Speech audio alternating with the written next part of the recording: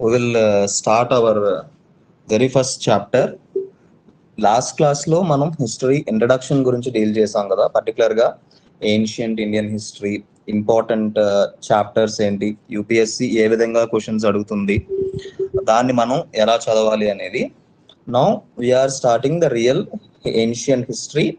First chapter ఈ రోజు మనం 2 చాప్టర్స్ డిస్కస్ చేస్తాం. One is history definition sources, second chapter is prehistory. First chapter లో history అంటే ఏంటి, హిస్టరీని ఎలా చదవాలి, అసలు ఏ విధంగా మనం హిస్టరీని చదువుతాం, హిస్టరీకి మైథాలజీకి డిఫరెన్స్ ఏంటి అనే ఇంపార్టెంట్ డీటెయిల్స్ తెలుసుకుంటాం అనమాట. ఇది ఎందుకు ఇంపార్టెంట్ అని అంటే, ఎగ్జామ్ లో ఇవి డైరెక్ట్ గా క్వశ్చన్స్ రాకపోయినా దీని రిలేటెడ్ క్వశ్చన్స్ చాలా ఎక్కువ వస్తాయి అనమాట. అది మీకు ఈ చాప్టర్ లో ఎక్స్ప్లెయిన్ చేస్తాను, ఏ విధంగా క్వశ్చన్స్ వస్తాయి, ఎందుకు మనకి చాప్టర్ ఇంపార్టెంట్ అనేది. పర్టికులర్ గా హిస్టరీని డిఫైన్ చేయాలి అని అంటే, it is a scientific study of the past. Scientific study అంటే, సైంటిఫిక్ ఎందుకు అని అంటాం అని అంటే, మనకి ఒక రీజన్ ఉండాలన్నమాట. ఓకే, ఇది జరిగింది అని అంటే అది జరిగిందని చెప్పడానికి మన దగ్గర సాక్ష్యాలు ఏమున్నాయి, అది నిజంగా జరిగిందా లేదంటే కల్పితమా, ప్లస్ ఎంత వరకు కరెక్ట్ అనేది, అది కంప్లీట్ గా కరెక్టా లేదంటే అందులో చాలా మిస్ఇంటర్ప్రిటేషన్స్ ఏవైనా ఉన్నాయా, అవన్నీ తెలుసుకునే ఒక సైన్స్ ని హిస్టరీ అంటారు. సింపుల్ గా హిస్టరీ అంటే హిజ్ స్టోరీ, అంటే అతని కథ. అతను అంటే ఇక్కడ ఎవరు, హ్యూమన్ బీయింగ్స్ యొక్క కథని చెప్పేది హిస్టరీ అన్నమాట. ఇప్పుడు ఒక సింపుల్ గా హిస్టరీకి మైథాలజీకి డిఫరెన్స్ ఏంటి, హిస్టరీ వర్సెస్ మైథాలజీ. తెలుగులో హిస్టరీ అంటే చరిత్ర అంటాం, మైథాలజీ అంటే పురాణ గాథలు అని అంటాం. అలాగే మీకు ఇతిహాస అంటారు. ఇతిహాస అంటే ఇట్ హ్యాస్ హ్యాపెండ్, ఇలా జరిగింది అని. మైథాలజీ అనేది ఎందుకు అంత స్పెసిఫిక్ గా స్ట్రెస్ చేస్తారు అని అంటే, వాస్తవికానికి కొంచెం భిన్నంగా ఉంటే దాన్ని మైథాలజీ అంటారు. ఇప్పుడు పురాణ కథలు తీసుకోండి, కొంచెం ఫిక్షనల్ గా ఉంటాయి, అంటే కంప్లీట్ గా రియల్ గా జరిగిందని అనిపించదు. అందులో హిస్టారికల్ ఫ్యాక్ట్స్ ఉంటాయి, హిస్టారికల్ నెరేటివ్స్ ఉంటాయి. అంటే ఇప్పుడు ఒక స్టోరీ తీసుకోండి, అది నిజంగా జరిగిందనడానికి చాలా రిఫరెన్సెస్ ఉంటాయి, కానీ కొన్ని ఎగ్జాక్ట్ అది ఖచ్చితంగా జరిగింది అని చెప్పడానికి ఆధారాలు ఉండవు. ఇప్పుడు 2 కేసెస్ తీసుకుందాం. ఒకటి కళింగ వార్ అనేది అశోకుడి కాలంలో జరిగింది.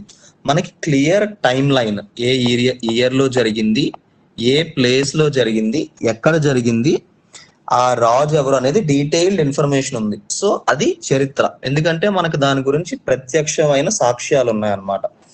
అలాగే ఇప్పుడు మైథాలజీలో తీసుకోండి, మైథాలజీలోని ఇప్పుడు ఏదో ఒక వార్ తీసుకోండి, ఇప్పుడు క్షీరసాగర మదనం గాని, లేదంటే హిరణ్యకశిపుడు, ఇలాంటి స్టోరీస్ ని ఎగ్జాక్ట్ గా ఇక్కడ జరిగింది అనేది చెప్పలేం. జియోగ్రాఫికల్ గా రిఫరెన్సెస్ ఉంటాయి, రిలీజియస్ గా బిలీఫ్స్ ఉంటాయి, కానీ ఎగ్జాక్ట్ గా 100% ఇది ఖచ్చితంగా ఇక్కడే జరిగింది మనం ఆర్కియలాజికల్ గా పూర్తి నిబద్ధతతో చెప్పలేని దాన్ని మైథాలజీ అంటాం. ఒకటి ఇక్కడ ఇంపార్టెంట్ ఏంటి అంటే, మైథాలజీ అంటే కంప్లీట్ ఫిక్షన్ కాదు, అందులో కూడా హిస్టరీ ఉంటుంది, కానీ history plus fiction, history plus story ఉంటే దాన్ని మైథాలజీ అంటారు అనమాట. అందుకు దాన్ని కొంచెం తక్కువగా చూస్తాం. మనం ఇక్కడ ఫోకస్ చేసేది చరిత్ర. అంటే చరిత్ర ఎందుకు అనంటే, మనం దాని గురించి తెలుసుకొని దాని గురించి మనం విశ్లేషించి ఖచ్చితంగా ఈ విధంగా జరిగింది అని చెప్పగలం అన్నమాట. అలా చెప్పిన దాన్నే చరిత్ర అని అంటున్నాం. ఇప్పుడు ఈ హిస్టరీని ఎందుకు చదవాలి, అసలు వాట్ ఈస్ ఇట్స్ పర్పస్, ఎందుకు అని అంటే, it explains how the people, human beings ఎలా ఎవాల్వ్ అయ్యారు, ఎలా స్టార్ట్ అయ్యారు. ఇనీషియల్ సొసైటీస్ అంటే, ఇప్పుడు ఒక హ్యూమన్ బీయింగ్ అనేవాడు రాతి యుగం నుండి సివిలైజేషన్, పెద్ద పెద్ద నాగరికతల వరకు ఎలా చెందాడు, అతని ఆలోచనల్లో ఏ డెవలప్మెంట్స్ వచ్చాయి, సొసైటీలో ఏ విధమైన మార్పులు వచ్చాయి, ఇవన్నీ తెలుసుకోవడానికి మనం హిస్టరీని ఫాలో అవుతాం అన్నమాట. అది కూడా ఎందుకు అని అంటే, history always influences our present. మీకు తెలుసా, ప్రెజెంట్ ఇప్పుడు ట్రంప్ యొక్క డెసిషన్స్, అమెరికన్ ప్రెసిడెంట్ ట్రంప్ యొక్క డెసిషన్స్ మన ఇండియా మీద ఎలా ఎఫెక్ట్ చేస్తున్నాయో, దానికి మనం ఎలా రియాక్ట్ అవ్వాలో అనే డిప్లొమాటిక్ ఎఫర్ట్స్ కి మనం ఇప్పటికీ చాణక్యుడి అర్థశాస్త్రాన్ని, అతని డిప్లొమసీని వాడతాం. ఆయన 2000 ఇయర్స్ బ్యాక్ చెప్పాడు. డిప్లొమసీలో సామ దాన భేద దండం అని అంటారు. అంటే ఇది చాలా నమ్మకపోయినా ఇప్పటికీ కూడా Indian diplomacy or Indian diplomats ఎవరైతే ఫారెన్ సర్వీస్ సెలెక్ట్ అవుతారో వాళ్ళకి ఫస్ట్ నేర్పించేది చాణక్య ప్రిన్సిపల్స్ చెప్తారు. అంటే డిప్లొమసీ ఏ విధంగా చేయాలి, ఒక ఫ్రెండ్ ని గాని ఒక ఫోన్ గాని ఎలా మనం మన వైపు తిప్పుకోవాలి, వాళ్ళని ఎలా అట్రాక్ట్ చేయాలి, ఇలాంటి బేసిక్ ప్రిన్సిపల్స్ అనేవి కూడా అప్పటివి ఫాలో అవుతున్నాం. అందుకు హిస్టరీ అనేది ఇంపార్టెంట్ అన్నమాట. అంటే it has always it influences the present and future. So మనం పాస్ట్ ని అంత బాగా అర్థం చేసుకుంటే ప్రెసెంట్ ని మనం లీడ్ చేయగలం, ఫ్యూచర్ ని డిటర్మైన్ చేయగలం. సింపుల్. అలాగే మీకు లీగల్ గా చెప్పాలంటే ఇప్పుడు అయోధ్య డిస్ప్యూట్ కేసు ఉంది, లేదంటే మథురా ఇష్యూ ఉంది, ఎలక్షన్ కమిషన్ ఇప్పుడు ఓట్ షోరీ ఉంది. హిస్టరీ అని అంటే ఎప్పుడో పాతకాలంలో జరిగిందనే కాదు, ప్రతిదీ కూడా హిస్టరీయే. దాని బ్యాక్గ్రౌండ్ ఏంటి, దాని ప్రిన్సిపల్స్ ఏంటి, అవన్నీ కూడా డిస్కస్ చేస్తే దాన్ని హిస్టరీ అని అంటారు. అందుకే ఈ హిస్టరీ అనేది చాలా డైమెన్షన్స్ ఉంటాయి. It has several dimensions. ఇందులో మనం పొలిటికల్ ఆస్పెక్ట్ డిస్కస్ చేస్తాం, economic, socio cultural, technological changes discuss చేస్తాం, రిలీజియస్ గా వచ్చిన మార్పులు, మిలిటరీ డెవలప్మెంట్స్, ఇవన్నీ డిస్కస్ చేస్తాం. టెక్నాలజీ ఏ విధంగానంటే, you all know at present the greatest innovation or technological change is artificial intelligence. ఈ టైంలో ఆర్టిఫిషియల్ ఇంటెలిజెన్స్ అనేది వరల్డ్ ని మారుస్తుంది అన్న టెక్నాలజీ అన్నమాట. అదే మనం పాస్ట్ లోకి వెళ్తే ద గ్రేటెస్ట్ టెక్నాలజికల్ డెవలప్మెంట్స్ ఏంటో తెలుసా? గ్రేటెస్ట్ టెక్నాలజికల్ డెవలప్మెంట్స్ అనేది హ్యూమన్ సివిలైజేషన్ ని మార్చింది అగ్రికల్చరల్ రెవల్యూషన్. అగ్రికల్చర్, వ్యవసాయం కూడా ఒక టెక్నాలజీ. అలాగే వీల్, చక్రం కూడా ఒక టెక్నాలజీ. టెక్నాలజీ సింపుల్ గా అంటే ఏంటి? ఎప్పుడైతే మనిషి తన విజ్ఞానాన్ని పెంచుకుంటూ ఒక పరికరాలను లేదంటే తన పరిసరాల్ని బెటర్ గా మలుచుకుంటున్నాడో దానికి సహాయపడే ఆ టూల్స్, ఆ ఆస్పెక్ట్స్, ఆ నాలెడ్జ్, అదంతా technology. Science plus application is technology. Science అంటే విజ్ఞానం అన్నమాట. దాన్ని మనం అప్పటి నుంచి ఎప్పుడో 10,000 BCలో స్టార్ట్ అయిన అగ్రికల్చర్ ని ఎప్పటికీ మనం కంటిన్యూ చేస్తున్నాం. అంటే ఆ టెక్నాలజీ అనేది గ్రో అవుతూ ఉంది, మారుతూ ఉంది. సిమిలర్లీ ఇంటెలెక్చువల్ గా అంటే ఇప్పుడు బుక్స్ కానీ, యోగా, ఇలాంటి ఒక గ్రేట్ ఫిలాసాఫికల్స్ కానీ, ఒక గ్రేట్ ప్రిన్సిపల్స్, అలాంటివి కూడా హిస్టరీలో అప్పుడు ఎలా ఉన్నాయి, ఇప్పుడు ఏ మార్పులు చెందాయి, నెక్స్ట్ ఏమొస్తాయి అనేది కూడా మనం అర్థం చేసుకోవడానికి హిస్టరీని వాడతాం అన్నమాట. నెక్స్ట్ మిలిటరీ డెవలప్మెంట్స్ లో చెప్పక్కర్లేదు, ఇప్పటికీ కూడా the Indian military takes references from ancient scriptures. అంటే మిలిటరీ స్ట్రాటజీస్ గురించి, అప్పటి ప్రిన్సిపల్స్ గురించి, ఎస్పైనాజ్ గురించి ఇప్పటికీ ఫాలో అవుతూ ఉంటారు అనమాట. ఇది హిస్టరీ యొక్క సిగ్నిఫికెన్స్. ఇప్పుడు హిస్టరీని ఎవరు స్టడీ చేస్తారు అంటే they are specific group of people called historians. చరిత్రకారులు హిస్టరీని తెలుసుకుంటారు, చదువుతారు, డీటెయిల్డ్ గా డిస్కస్ చేస్తారనమాట. ఈ రెండు మీకు ఇప్పుడు అంత రిలవెంట్ కాకపోవచ్చు, but now this is very important. ఇక్కడ చాలా బాగా ఫోకస్ చేయండి. Here we are discussing about 2 important aspects. One is language and the other is script. Language కి స్క్రిప్ట్ కి డిఫరెన్స్ ఎవరైనా మెన్షన్ చేయగలరా? What is the difference between language and script? Come on, you type your replies in the chat. What is the difference between language and script? భాషకి లిపికి ఉన్న difference ఏంటి?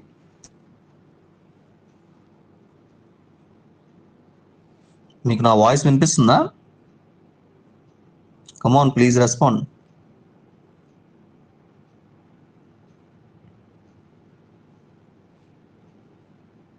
Hello,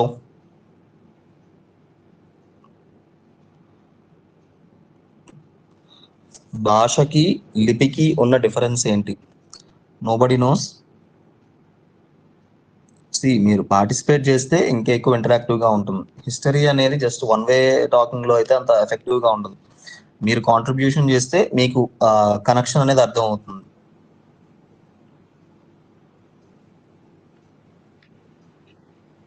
ఇక్కడ scripture గురించి అనట్లేదు, నేను స్క్రిప్ట్ లిపి గురించి చెప్తున్నాను. స్క్రిప్ట్ అంటే లిపి. ఇక్కడ క్లియర్ గా అబ్జర్వ్ చేయండి, లాంగ్వేజ్ అనేది it is a medium to express our feelings. అంటే మనం మన బాడీ ద్వారా ఎక్స్ప్రెస్ చేయొచ్చు, మన భాష ద్వారా ఎక్స్ప్రెస్ చేయొచ్చు. దాన్ని లాంగ్వేజ్ అంటాం. లాంగ్వేజ్ లో బాడీ లాంగ్వేజ్ అంటే మనం ఇప్పుడు నేను ఒక వ్యక్తికి హాయ్ చెప్పాలనుకోండి, నేను మాట్లాడక్కర్లేదు, చేయి ఎత్తి హాయ్ అని అంటే అతనికి అర్థం అవుతుంది, అది బాడీ లాంగ్వేజ్. అలాగే మాట్లాడి కూడా చెప్పొచ్చు, నేను హాయ్ అని అంటే అతను పలుకుతాడు. అది అంటే మనం మన ఫీలింగ్స్ ని కమ్యూనికేట్ చేయడానికి, ఇతరులకు కమ్యూనికేట్ చేయడానికి వాడే పరికరం భాష, లాంగ్వేజ్. అది వర్బల్ గా, వోకల్ గా ఉండొచ్చు, లేదా హ్యాండ్ సైన్స్ ద్వారా ఉండొచ్చు. అదే లాంగ్వేజ్ అన్నమాట, అది భాష. కానీ స్క్రిప్ట్ ఏంటి అని అంటే లాంగ్వేజ్ ని ఇతరులకు అర్థమయ్యే విధంగా మనం రాసి చూపిస్తే, రాసి చూపిస్తే దాన్ని స్క్రిప్ట్ అంటారు. అంటే లాంగ్వేజ్ ఇన్ రిటర్న్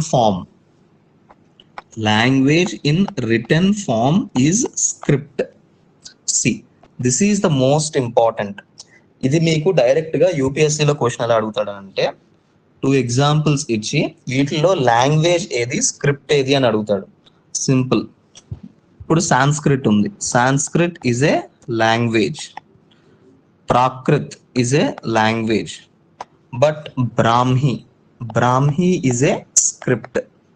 అంటే ఈ భాషలని ఈ లిపిలో రాయొచ్చు. సింపుల్ గా చెప్పాలంటే ఇప్పుడు నేను తెలుగు మాట్లాడుతున్నాను కదా, తెలుగుని తెలుగులో రాయొచ్చు, తెలుగుని ఇంగ్లీష్ లో కూడా రాయొచ్చు. ఎలాగనంటే సేమ్ నా వర్డ్స్ యొక్క సేమ్ వర్డ్స్ యూజ్ చేసి ఇంగ్లీష్ లో రాయొచ్చు. Language is same Telugu, but we are writing in different scripts. ఈ స్క్రిప్ట్ అనేది చాలా ఇంపార్టెంట్ అన్నమాట. ఎందుకు అని అంటే ఏన్షియంట్ పీరియడ్ లో మనం ఎక్కువగా యూజ్ చేసేది ఈ language and script, particularly Sanskrit and Prakrit. వీటిలో the most important script is Brahmi. ఈ బ్రాహ్మీ స్క్రిప్ట్ ఎందుకు ఇంపార్టెంట్ అని అంటే this Brahmi script is used by Ashoka. Emperor Ashoka ఈ బ్రాహ్మీ స్క్రిప్ట్ నే యూజ్ చేశాడు. ఎక్కడ యూజ్ చేశాడు అని అంటే ఆల్ హిస్ ఇన్స్క్రిప్షన్స్, అశోకుడి శాసనాలు అన్ని కూడా బ్రాహ్మీ స్క్రిప్ట్ లోనే ఇన్స్క్రైబ్ చేశాడు. అంటే it is how he is communicating with the people.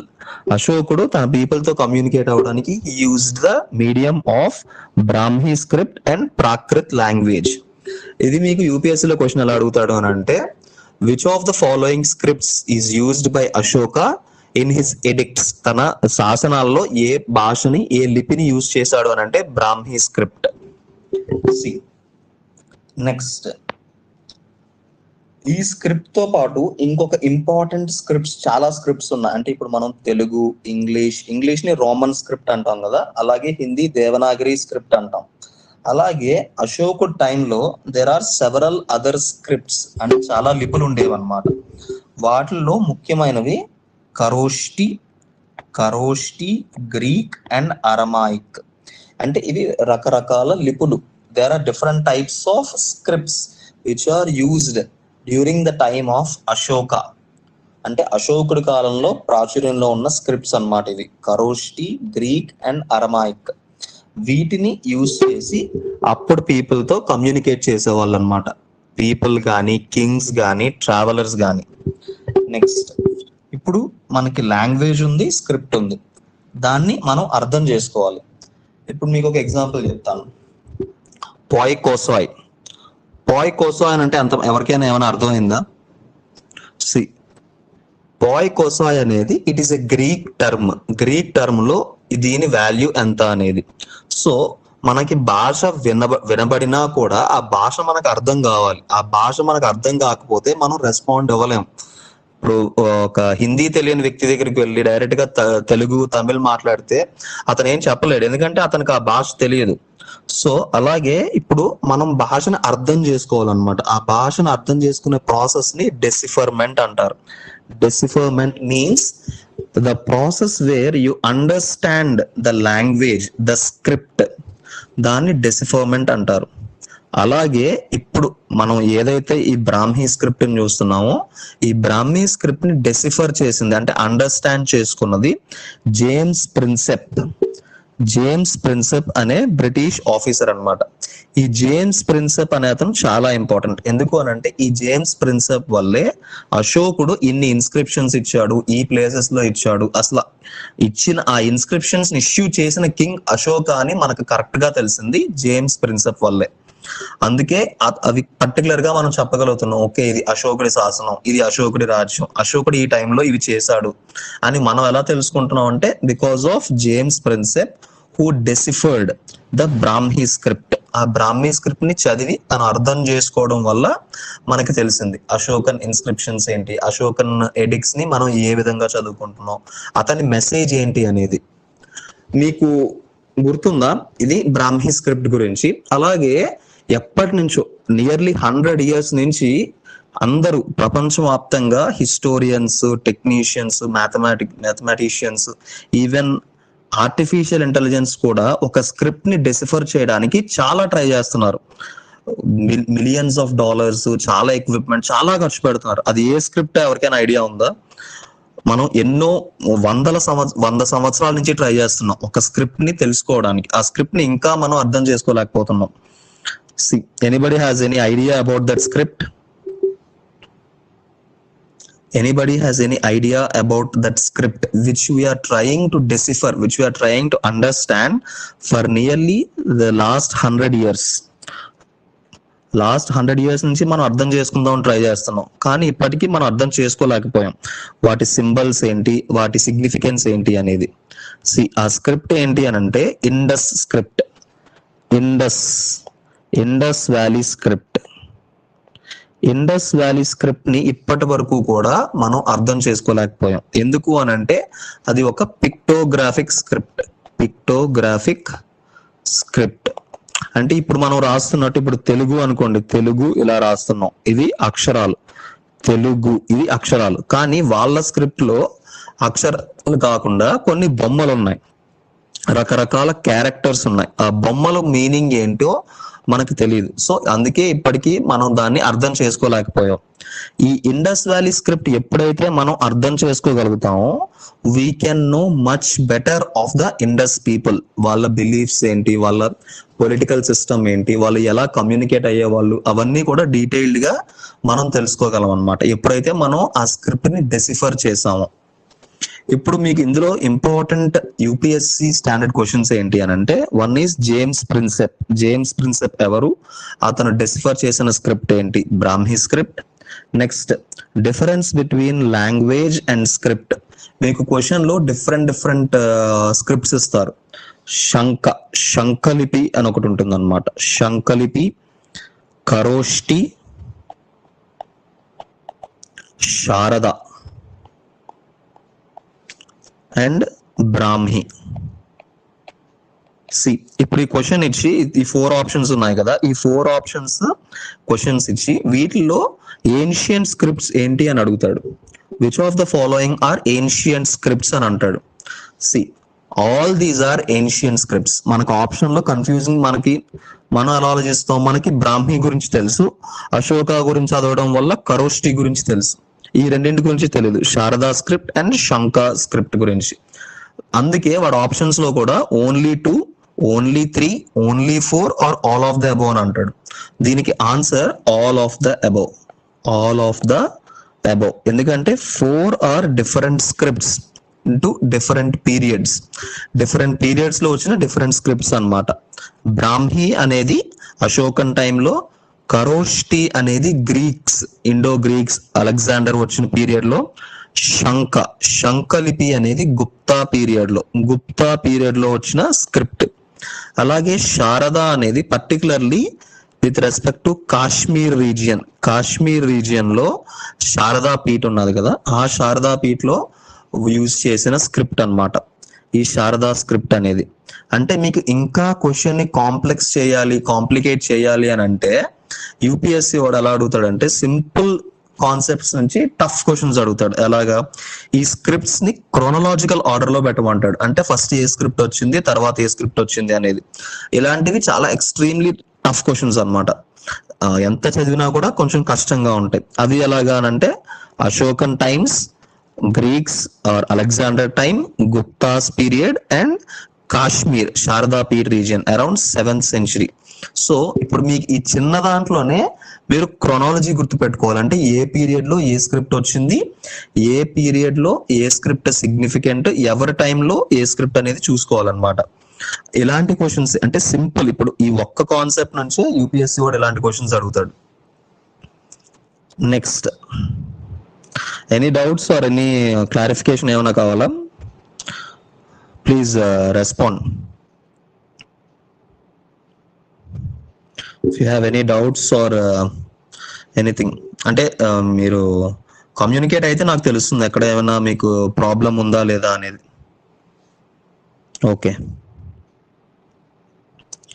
Next C, ఇప్పుడు మనం స్క్రిప్ట్ అంటే ఏంటి, లాంగ్వేజ్ అంటే ఏంటి, డెసిఫర్మెంట్ ఏంటి అనేది తెలుసుకున్నాం. అలాగే ఇప్పుడు ఇండియాలో చాలా లాంగ్వేజ్ గ్రూప్స్ ఉంటాయి అన్నమాట. There are several language groups, linguistic groups అంటారు. దాన్ని ఇండియాస్ లింగ్విస్టిక్ హెరిటేజ్. ఆర్ నిజంగా చెప్పాలంటే ఇప్పుడు ఇండియాలో దేర్ ఆర్ అరౌండ్ 1682 లాంగ్వేజెస్, అంటే 1682 భాషలు ఉన్నాయి. వీటిల్లో అన్ని భాషలకి లిపి లేదు. They don't have script. All languages do not have script, but there are languages. ఇప్పుడు మీరు అండమాన్ వెళ్ళి ఒక ట్రైబల్ తో మాట్లాడాలంటే వాళ్ళకి భాష ఉంటుంది, కానీ వాళ్ళకి లిపి ఉండదు. So that is the difference between language and script. అలాగే ఈ లాంగ్వేజెస్ లో మనకి మేజర్ గా 3 గ్రూప్స్ ఉంటాయి అన్నమాట.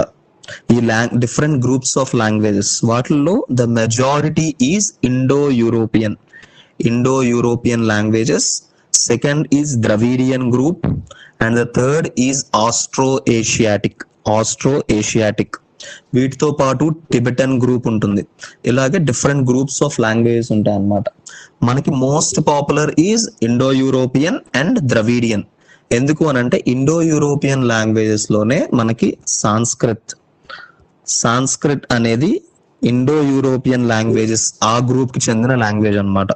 It is one of the oldest languages in the world. ప్రపంచంలోనే అతి పురాతనమైన భాషల్లో సాంస్క్రిట్ అనేది ఒకటి. మీకు తెలుసా సాంస్క్రిట్ కి లిపి ఎప్పుడు యాడ్ అయింది అనేది? Sanskrit initially does not have a script. Sanskrit వేద మంత్రాలు, వేదాలు ఎంత పురాతనమైనవైనా కూడా వేదాలని ఓరల్ గా, వేద పఠనం, వేద మెమరీ ద్వారా దాన్ని కంటిన్యూ చేశారు. కానీ దాన్ని టెక్స్చువల్ గా అంటే ఒక రాతపూర్వంగా చేసింది around 1000 to 1500 years before. 1000 to 1500 years before మాత్రమే దానికి ఒక లిపి వచ్చింది, అంటే ఒక స్క్రిప్ట్ అనేది యాడ్ అయ్యింది. అంత ముందు వరకు కూడా సాంస్క్రిట్ ని భాష ద్వారా ఓరల్ గా ట్రాన్స్మిట్ చేశారు, కానీ ఒక టెక్స్ట్ బుక్ లాగా దానికి ఒక స్క్రిప్ట్ అనేది లేదు. చాలా కొన్ని వేల సంవత్సరాల తర్వాతే సాంస్క్రిట్ కి ఆ టెక్స్ట్, ఒక లిపి అనేది ఏర్పడింది అనమాట. నెక్స్ట్, అలాగే ద్రవిడియన్ లాంగ్వేజెస్ లో our South Indian languages, especially Tamil is one of the oldest languages equivalent to Sanskrit. అంటే సాంస్క్రిట్ ఎంత పురాతనమైనదో తమిళ్ కూడా అంతే పురాతనమైన లాంగ్వేజ్ అన్నమాట. తమిళ్, తెలుగు, కన్నడ అండ్ మలయాళం వీటన్నిటిని కూడా ద్రవిడియన్ లాంగ్వేజెస్ అంటారు. ద్రవిడియన్ అంటే ద్రవిడ భాష, ద్రవిడ రీజియన్ నుంచి వచ్చిన భాషలు. And there is another detail about these languages. ఈ ద్రవిడియన్ లాంగ్వేజెస్ యొక్క స్పెషాలిటీ ఏంటి అని అంటే, some studies state that the Indus people, Sindhu నాగరికత పీపుల్ వాడిన భాషకి చాలా క్లోజ్ అసోసియేషన్ అనేది ఈ ద్రవిడియన్ లాంగ్వేజెస్ తో ఉంటుందన్నమాట. So we can say that the Indus people are the forefathers of the South Indian languages కానీ, సౌత్ ఇండియన్ కల్చర్ కానీ, it is very close to the Indus valley civilization. Particularly there is an ancient language called Brahui. See, ఇది language. Brahmi అనేది script, రెండు difference ఒకసారి చూసుకోండి. బ్రాహుయి అంటే ఇప్పుడు present ఈ బ్రాహ్వీ లాంగ్వేజ్ అనేది ఎగ్జిస్టెంట్ లో లేదు. ఇండస్ వ్యాలీ పీపుల్ టైంలో ఈ లాంగ్వేజ్ ని యూజ్ చేసేవాళ్ళు అనమాట. అంటే ఇరాన్ ఆ రీజియన్స్ లో ఈ లాంగ్వేజ్ ని యూజ్ చేసేవాళ్ళు అన్న రిఫరెన్సెస్ మనకి దొరికాయి. ఈ లాంగ్వేజ్ అనేది చాలా క్లోజ్ గా తమిళ్ కి రిలేట్ అయి ఉన్నది అనమాట. అంటే తమిళ్ యొక్క వర్డ్స్, తమిళ్ యొక్క అక్షరాలు ఈ లాంగ్వేజ్ కి చాలా దగ్గరగా ఉండేవి.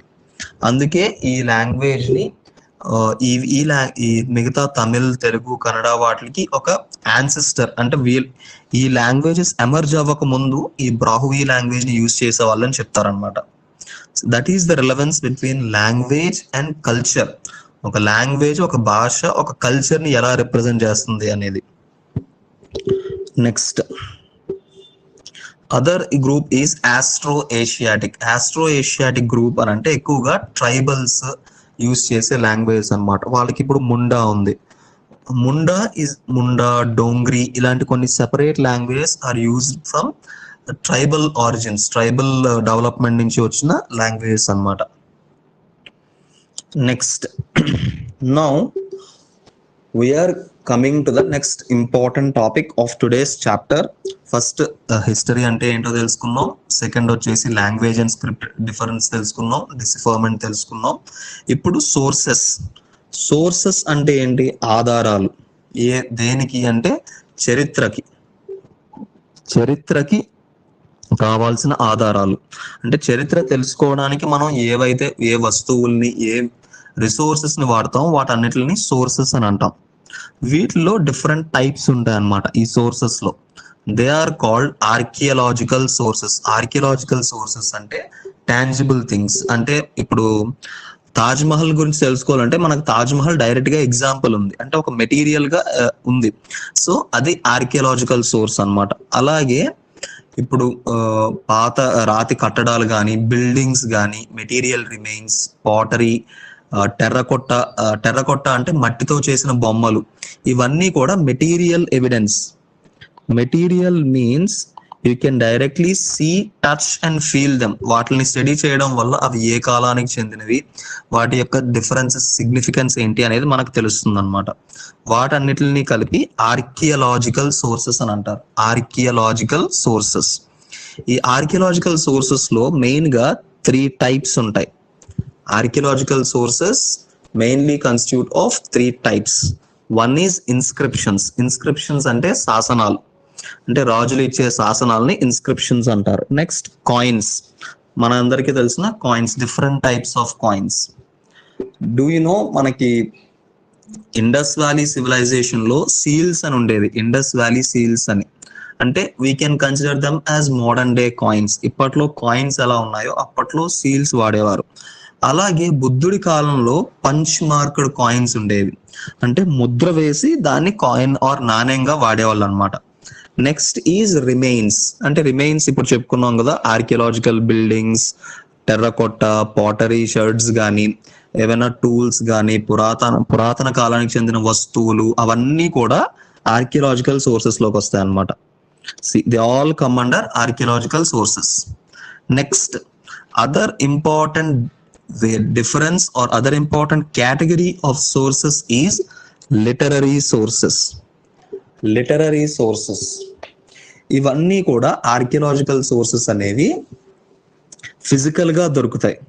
ఫిజికల్ గా మనం వాటిని అబ్జర్వ్ చేయడం, వాటి క్యారెక్టర్, వాటి లొకేషన్. ఇప్పుడు సింపుల్ ఎగ్జాంపుల్ చెప్తున్నా. ఇప్పుడు నేను ఉండేది వైజాగ్ రీజియన్ లో. ఇప్పుడు వైజాగ్ రీజియన్ లో నాకు ఒక అశోకుడికి చెందిన ఒక కాయిన్ దొరికింది అని అంటే ఏం చెప్తుంది? 2 కారణాలు. ఒకటి, అశోకుడి కాలంలో ఈ కాయిన్ ఇక్కడ దొరికింది, ఇక్కడ ఉంది అని అంటే అశోకుడి ఎంపైర్ ఇక్కడ వరకు విస్తరించి ఉండాలి. లేదంటే ఎవరైనా ఒక వ్యక్తి అశోకుడి కాలంలో అక్కడి నుంచి వచ్చి ఇక్కడ తన పోగొట్టుకోవడం, అంటే there is some connection with his region. ఆ కాయిన్ ఇక్కడ దొరికింది అని అంటే అది ఆర్కియలాజికల్ సోర్సెస్ యొక్క ఇంపార్టెన్స్ అన్నమాట. అంటే ఆ రీజియన్, ఆ లొకేషన్ అనేది ఇంపార్టెంట్ రోల్ ప్లే చేస్తుంది. అంటే అక్కడ వాళ్ళ ఇన్ఫ్లుయెన్స్ ఉండొచ్చు, అక్కడ వాళ్ళ కనెక్షన్ ఉండొచ్చు. There is some connection with their geography. అలాగే ఇప్పుడు other category is literary sources. Literature deals with anything with text. ఇక్కడ స్పెసిఫిక్ గా మనం లిటరరీ సోర్సెస్ లో యూజ్ చేసేది లాంగ్వేజ్ అండ్ స్క్రిప్ట్. ఈ రెండు మనల్ని గైడ్ చేస్తాయి అన్నమాట. Literary sources are specifically dealing with language and script. అందుకే అవన్నీ ఒక టైప్ ఆఫ్ సోర్సెస్ కింద కన్సిడర్ చేస్తారు. పర్టికులర్లీ సాంస్క్రిట్ తీసుకుంటే వేదిక్ లిటరేచర్, వేదాస్ ని ఒక సోర్స్ గా కన్సిడర్ చేస్తాం. అలాగే అర్థశాస్త్ర అనేది ఒక సోర్స్, ఒక టెక్స్ట్ ఉన్నదన్నమాట. అంటే అక్కడ ఆయన రాసిన గ్రంథం మనకి దొరికింది, ఆ భాష మనకు అర్థం అవుతుంది. సో దాన్ని మనం సోర్స్ గా కన్సిడర్ చేస్తాం. So the major categories is archaeological and literary sources.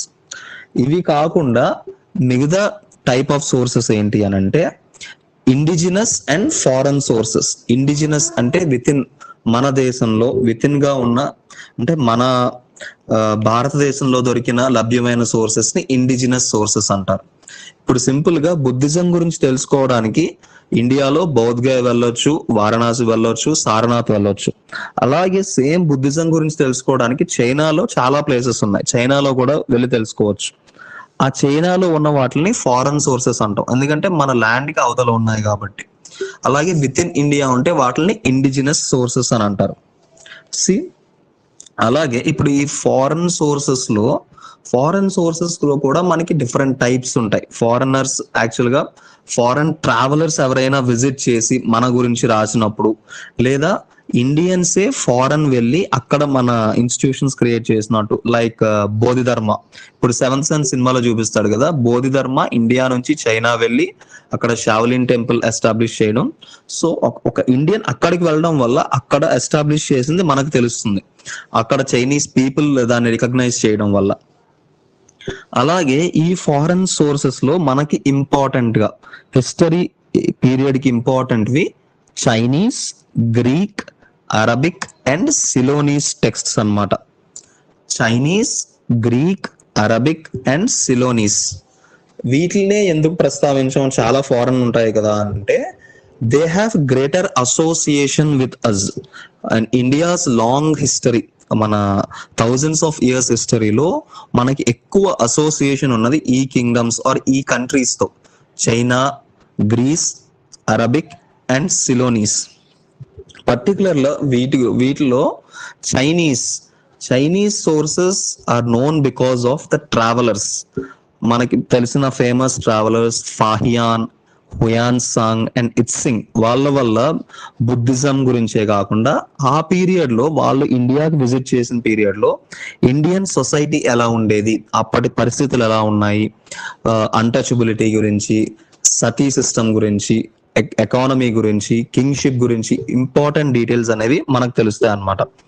అలాగే గ్రీక్ సోర్సెస్ అనేవి చాలా ఇంపార్టెంట్. ఎందుకు అని అంటే, ఇక్కడ ఒక మంచి స్టోరీ ఉందన్నమాట. గ్రీక్ సోర్సెస్ ఎందుకు ఇంపార్టెంట్ అంటే, వెస్టర్న్ హిస్టోరియన్స్ ఆర్ ఇప్పుడు యూరోపియన్ హిస్టోరియన్స్ కి, ఇండియన్ హిస్టోరియన్స్ కి కనెక్షన్ పాయింట్ ఈజ్ అలెగ్జాండర్ ఎప్పుడైతే ఇండియా మీద అటాక్ వచ్చాడో, that is the major point of contact between the westerners or Europeans and the Indians.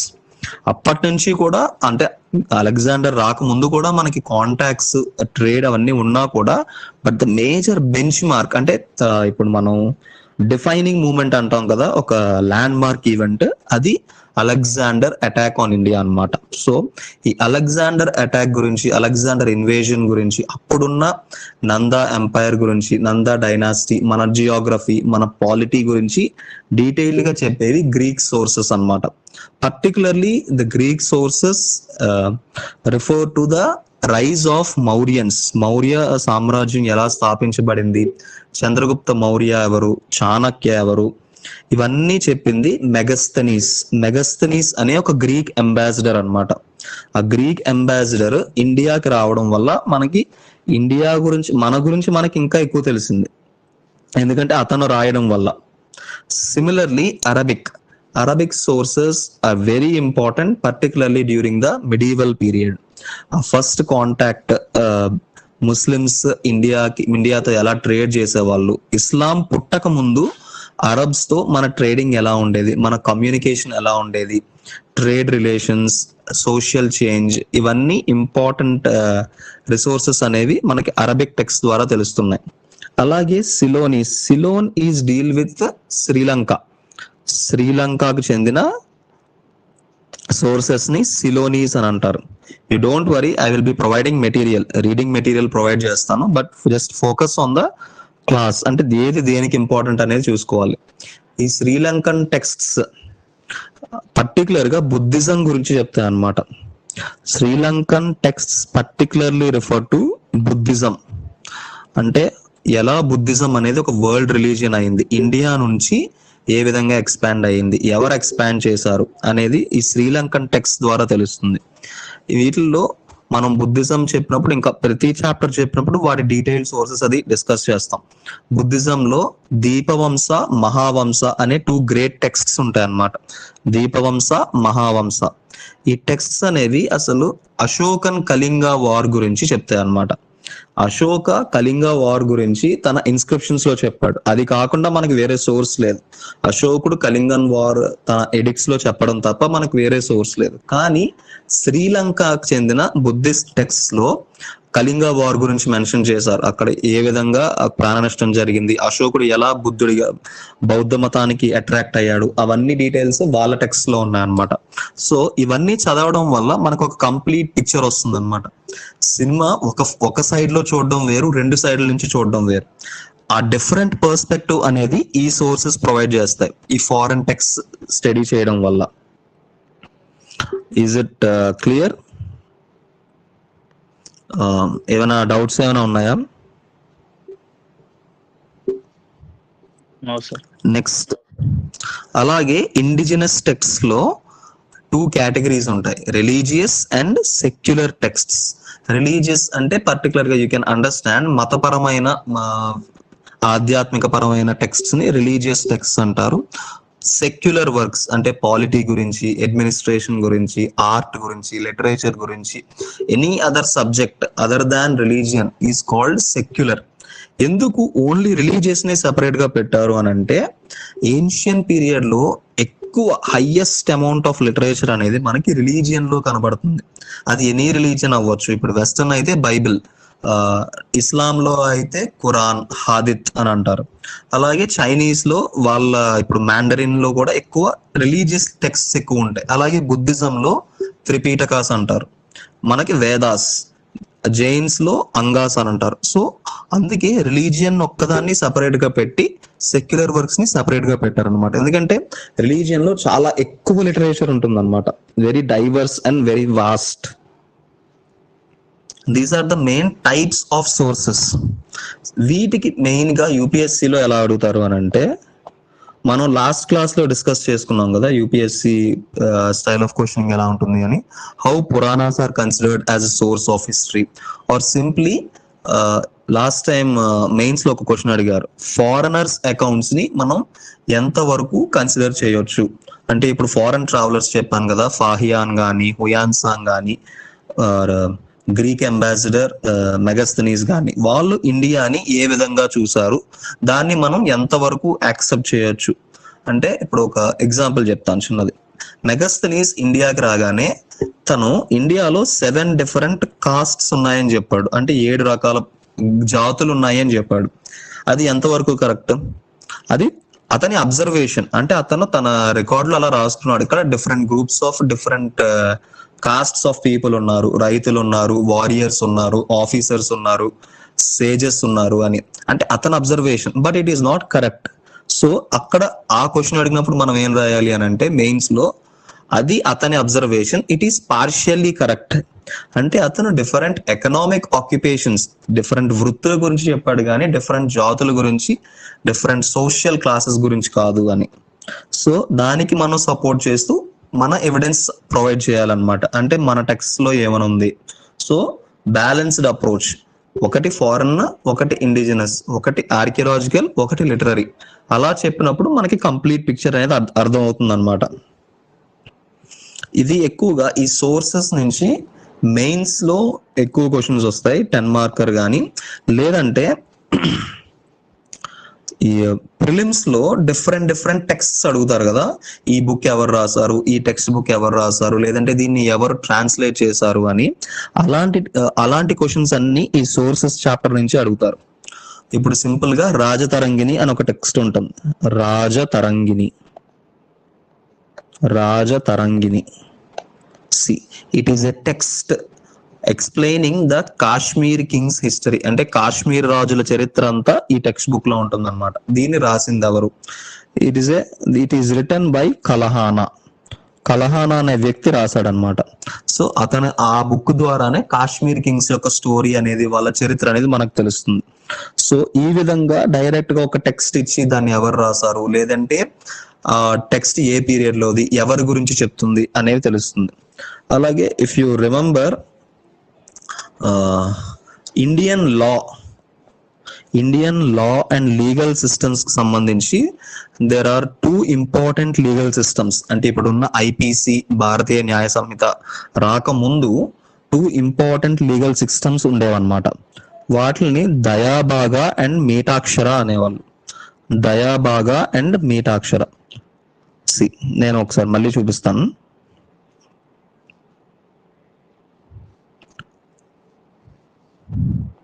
దయాబాగా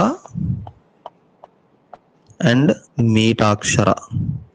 ఇది already యూపీఎస్సీలో question అడిగాడు. ఈ మీటాక్షర అంటే ఏంటి, దయాబాగా అంటే ఏంటి, వీటిని ఎవరు కంపోజ్ చేశారు అని, హూ కంపోజ్ దీస్ అని. See Dayabhaga and Mitakshara, these are different legal books.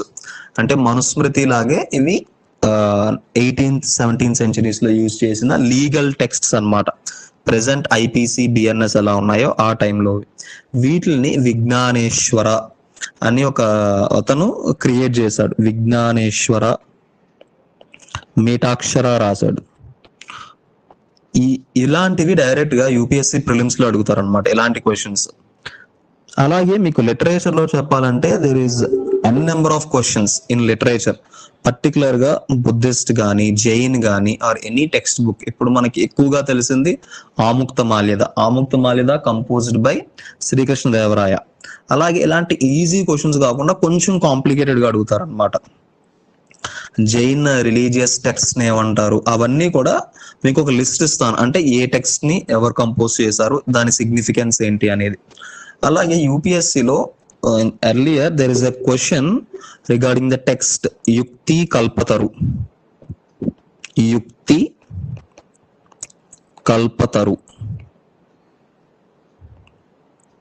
See, ఈ క్వశ్చన్ ఇచ్చి ఈ యుక్తి కల్పతరు యొక్క సిగ్నిఫికెన్స్ ఏంటి అనేది అడిగారు. అంటే ఆ టెక్స్ట్ దేని గురించి చెప్తుంది, దాని ఇంపార్టెన్స్ ఏంటి అనేది. See this is an ancient Indian text which tells about the knowledge of shipbuilding. ఆ కాలంలో షిప్స్ ని ఎలా తయారు చేసేవారు, డిఫరెంట్ టైప్స్ ఆఫ్ షిప్స్ ఏంటి, వాటి కన్స్ట్రక్షన్ టెక్నాలజీ ఏంటి, వాటిలో వాడే మెటీరియల్స్ ఏంటి, టూల్స్ ఏంటి అనేది డిఫరెంట్ కేటగిరీస్ ఆఫ్ షిప్స్ ఉంటాయి అన్నమాట. దాన్ని చెప్పే గ్రంథాన్ని యుక్తి కల్పతరు అని అంటారు. నార్మల్ గా ఇప్పుడు ఆ టర్మ్ చూడగానే మనకు చాలా కొత్తగా అనిపిస్తుంది, అరే ఏంట్రా ఇది, అసలు ఎక్కడా వినలేదు ఏంటి అనేది. ఇలాంటి క్వశ్చన్స్ ని యూపీఎస్సీ టార్గెట్ చేస్తుంది. This is the significance of the sources. Questions వస్తాయి కానీ క్వశ్చన్స్ నార్మల్ హిస్టరీ బుక్స్ లో కనబడవు. దీనికి స్పెషల్ అండర్స్టాండింగ్ కావాలన్నమాట. నెక్స్ట్ ఇప్పుడు మనం కేటగరైజేషన్ చూస్తున్నాం కదా, archaeological sources, literary sources, indigenous and foreign. Let us go in detail.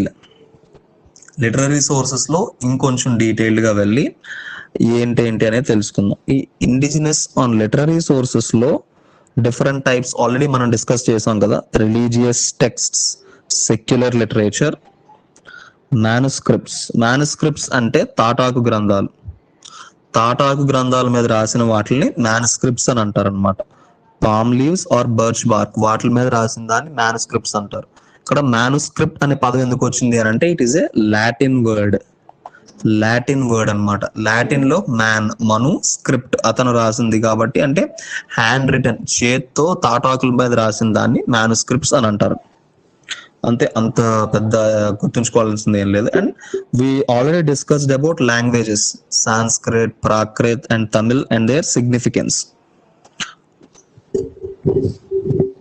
Next, the foreign accounts. We have already discussed about the role of Chinese literature, especially Buddhism spread gurinchi, Greek literature on Mauryas, Arabic and Ceylonese literature gurinchi. Next, వీటిల్లో మనం specific గా discuss చేసుకోవాల్సింది. ఈ literature అన్నిటిలో కూడా ఒక special mention, specific focus చేయాల్సింది ఋగ్వేద. ఋగ్వేద ఎందుకు అనంటే it is the oldest text which is tracing to 3500 years. Oldest అని ఎందుకు అన్నాం? Why we call it the oldest? ఎందుకు అనంటే సింపుల్ రీజన్, అంతకన్నా ముందు టెక్స్ట్ మనకి ఏది దొరకలేదు కాబట్టి. ఇప్పుడు ఒకవేళ ఋగ్వేద కన్నా అంతకు ముందు ఏదైనా టెక్స్ట్ ఉండి దానికి తగిన ఆధారాలు, దానికి ఉన్న ఎవిడెన్స్ మనకి దొరికితే it is considered as the oldest. But for now Rigveda is the oldest text. మన ప్రెసెంట్ అండర్స్టాండింగ్ బట్టి ఋగ్వేద అనేది అన్నిటికన్నా చాలా పురాతనమైన గ్రంథం. అండ్ మీకు ఆల్రెడీ చెప్పాను, Rigveda is essentially A oral text. Oral గా అంటే మాటల ద్వారానే కమ్యూనికేట్ అయింది, కానీ దానికి లిపి చాలా లేట్ గా ఎమర్జ్ అయింది. నెక్స్ట్, ఈ ఋగ్వేదాన్ని ఏ విధంగా కంపోజ్ చేశారు, అందుకు దాని స్ట్రక్చర్ ఎలా ఉంటుంది అనేది ఒక డీటెయిల్డ్ గా డిస్కస్ చేసుకుందాం. See, this Rigveda has several సూక్తులు ఉండేవన్నమాట. దీన్ని చాస్ట్ సాంస్క్రిట్ లో యూజ్ చేసేవాళ్ళు. అంటే చాస్ట్ అని అంటే అప్పటి వేదిక్ సాంస్క్రిట్ కి ప్రెసెంట్ సాంస్క్రిట్ కి చాలా వేరియేషన్ ఉండేది. అప్పటి వర్డ్స్, అప్పటి ప్రొనౌన్సియేషన్స్ కి కూడా చాలా వేరియేషన్స్ ఉంటుంది అనమాట. అందుకు దాన్ని చాస్ట్ ఆర్ వేదిక్ సాంస్క్రిట్ అనేవాళ్ళు. దాన్ని పర్టికులర్ గా ఋగ్వేదాలో డిఫరెంట్ హిమ్స్ అంటే శ్లోకాలు, సూక్తులు ఉండేవి. అందులో మొత్తం 1028 shlokas. This number is important. 1028 shlokas or hymns are in Rigveda, and the Rigveda is divided into 10 mandalas or 10 chapters. మన టెక్స్ట్ బుక్ లో ఎలాగైతే 10 చాప్టర్స్ ఉంటాయో ఋగ్వేదలో కూడా 10 మండలాస్ ఉంటాయి అన్నమాట. ఒక్కొక్క మొత్తం మండలాస్ లో 1028 హిమ్స్ ఉన్నాయి. మనం వేదిక్ ఏజ్కి వచ్చినప్పుడు ఇంకా డీటెయిల్డ్ గా ఋగ్వేద అంటే ఏంటి అనేది ఇంకా డీటెయిల్డ్ గా డిస్కస్ చేస్తాం. నెక్స్ట్, ఈ ఋగ్వేద ఏం చెప్తుంది అని అంటే, ఫస్ట్ వేదిక్ ఆరియన్స్ ఎక్కడి నుంచి వచ్చారు, వాళ్ళ లైఫ్ ఏంటి, వాళ్ళ పొలిటికల్ లైఫ్ ఏంటి, వాళ్ళు ఏం తినేవాళ్ళు, ఎలా బతికేవాళ్ళు, వాళ్ళ సోషల్ క్లాసెస్ ఎలా ఉండేవి, ఇప్పుడు మనం చూస్తున్న బ్రాహ్మణ్స్, ఆ బ్రాహ్మణ్స్ అనే వాళ్ళు ఎలా ఏర్పాటయ్యారు, కింగ్స్, ఆ లీడర్షిప్ అనేది ఎలా ఫామ్ అయింది, ఇలాంటి బేసిక్ అంటే హ్యూమన్ సొసైటీ ఎమర్జెన్స్ అనే దాని గురించి బేసిక్ ఫ్యాక్టర్స్, బేసిక్ రీజన్స్ అన్ని కూడా ఈ ఋగ్వేదాలో దొరుకుతాయి అన్నమాట. దీన్ని మనం ఇప్పటికీ కూడా ఋగ్వేదాన్ని ఎందుకు సోర్స్ లా కన్సిడర్ చేస్తున్నాం అని అంటే, త్రూ ద ఓరల్ మెమరీ. ఎందుకంటే the major pattern for transmitting knowledge in Rigveda is through oral memorising. ఇక్కడ మనకి క్వశ్చన్ ఎలా వస్తుంది అని అంటే, యూపీఎస్సీలో రీసెంట్లీ యునెస్కో గుర్తుంది కదా మీ అందరికి, UNESCO recognized Vedic chanting as intangible cultural heritage. UNESCO recognized Rigvedic chanting అంటే వేద మంత్రాల పఠనం ఉంటుంది కదా, ఘనాపాటి అంటారు, అంటే వేదాల మంత్రం వాళ్ళని స్టడీ చేయడం. ఆ ఋగ్వేదిక్ చాంటింగ్ ని ఇంటాంజిబుల్ కల్చరల్ హెరిటేజ్ అంటే ప్రపంచ వారసత్వ సంపదలో ఒకదానిగా చేర్చిందనమాట. ఇంటాంజిబుల్ అంటే though it is not material, అంటే మనం డైరెక్ట్ గా దాన్ని చూడకపోయినా but it is continuing for thousands of years. అందుకు దాన్ని ప్రపంచ వారసత్వ సంపదగా రికగ్నైజ్ చేశారు. ఇది మీ క్వశ్చన్ గా అడుగుతారు. వేదిక్ ఒక 4 ఆప్షన్స్ ఇచ్చి వీటిల్లో యునెస్కో డిక్లేర్ చేసిన ఇంటాంజిబుల్ కల్చరల్ హెరిటేజ్ ఏంటి అనేది. అందులో ఒకటి ఈ ఋగ్వేదిక్ చాంటింగ్. అలాగే ఇంకొకటి ఏంటి అని అంటే యోగా. మన ఇండియన్స్ డెవలప్ చేసిన యోగాని కూడా ఇంటాంజిబుల్ కల్చరల్ హెరిటేజ్ గా డిక్లేర్ చేశారు, అంటే ప్రపంచ వారసత్వ సంపద. వీటిని యూపీఎస్సీ క్వశ్చన్స్ గా అడుగుతుంది. Which of the following are part of or recognized as intangible cultural heritage? ఇది ఇంపార్టెంట్. నెక్స్ట్, ఆర్కియలాజికల్ సోర్సెస్ లో మనం ఆల్రెడీ బ్రీఫ్ గా చెప్పుకున్నాం. మెటీరియల్ రిమైన్స్ అంటే ఏంటి, బిల్డింగ్స్, పెయింటింగ్స్, టూల్స్, స్కల్ప్చర్స్, టెర్రకోట్టా, ఇవన్నీ వస్తాయి.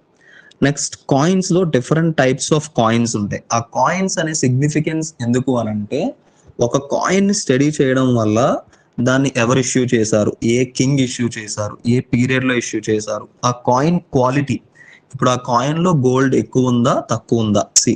ఇప్పుడు గుప్తాస్ పీరియడ్ లో ఒక ఎగ్జాంపుల్ తీసుకుంటే, గుప్తాస్ లో 2 రూలర్స్ తీసుకుందాం. వన్ ఈజ్ సముద్రగుప్త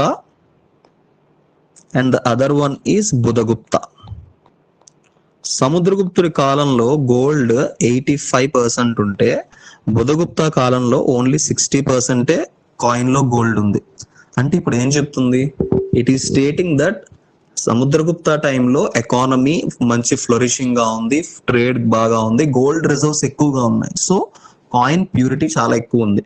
అదే బుధగుప్త వచ్చే టైంకి కాయిన్ ప్యూరిటీ తగ్గింది అని అంటే ఎకానమీ వీక్ గా ఉంది, ఫారెన్ ట్రేడ్ తగ్గింది, రోమ్ నుంచి వచ్చే గోల్డ్ సప్లైస్ తగ్గాయి. సో బుధగుప్త టైంలో దేర్ ఈజ్ ఎకనామిక్ క్రైసిస్ ఉందని చెప్పగలం. ఇలా డిఫరెంట్ అనాలిసిస్ చేయడానికి కాయిన్స్ వాడతారు అనమాట. నెక్స్ట్ ఇన్స్క్రిప్షన్స్ ఆల్రెడీ చెప్పుకున్నాం కదా, రాజశాసనాలు, royal edicts or inscriptions, they are literature written on permanent surface. అంటే వాటిని కూడా స్క్రిప్ట్ యూస్ చేస్తాం, భాషను యూస్ చేస్తాం. కానీ ఎందుకు లిటరేచర్ లో కలపలేదు అని అంటే, they are inscribed on permanent surfaces. మీకు do you think we're still continuing with inscriptions ని ప్రెసెంట్ డే వాడుతున్నావా లేదా? Can you give any one example of how we're using inscriptions even today? ఇప్పటికీ కూడా మనం ఇన్స్క్రిప్షన్స్ ని వాడుతూనే ఉన్నాం. ఎవరికైనా ఏమైనా ఐడియా ఉందా ఇన్స్క్రిప్షన్స్ ని ఎలా వాడుతున్నాం అనేది? ఈవెన్ టుడే ఇన్ 2025 ఇన్స్క్రిప్షన్స్ ని వాడుతున్నాం. Anybody try once.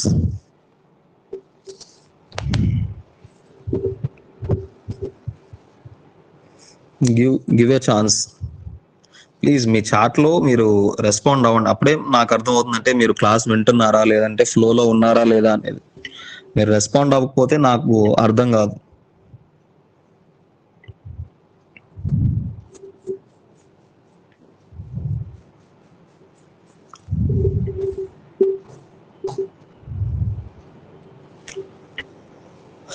Yes, in temples. Okay, next ఇంకా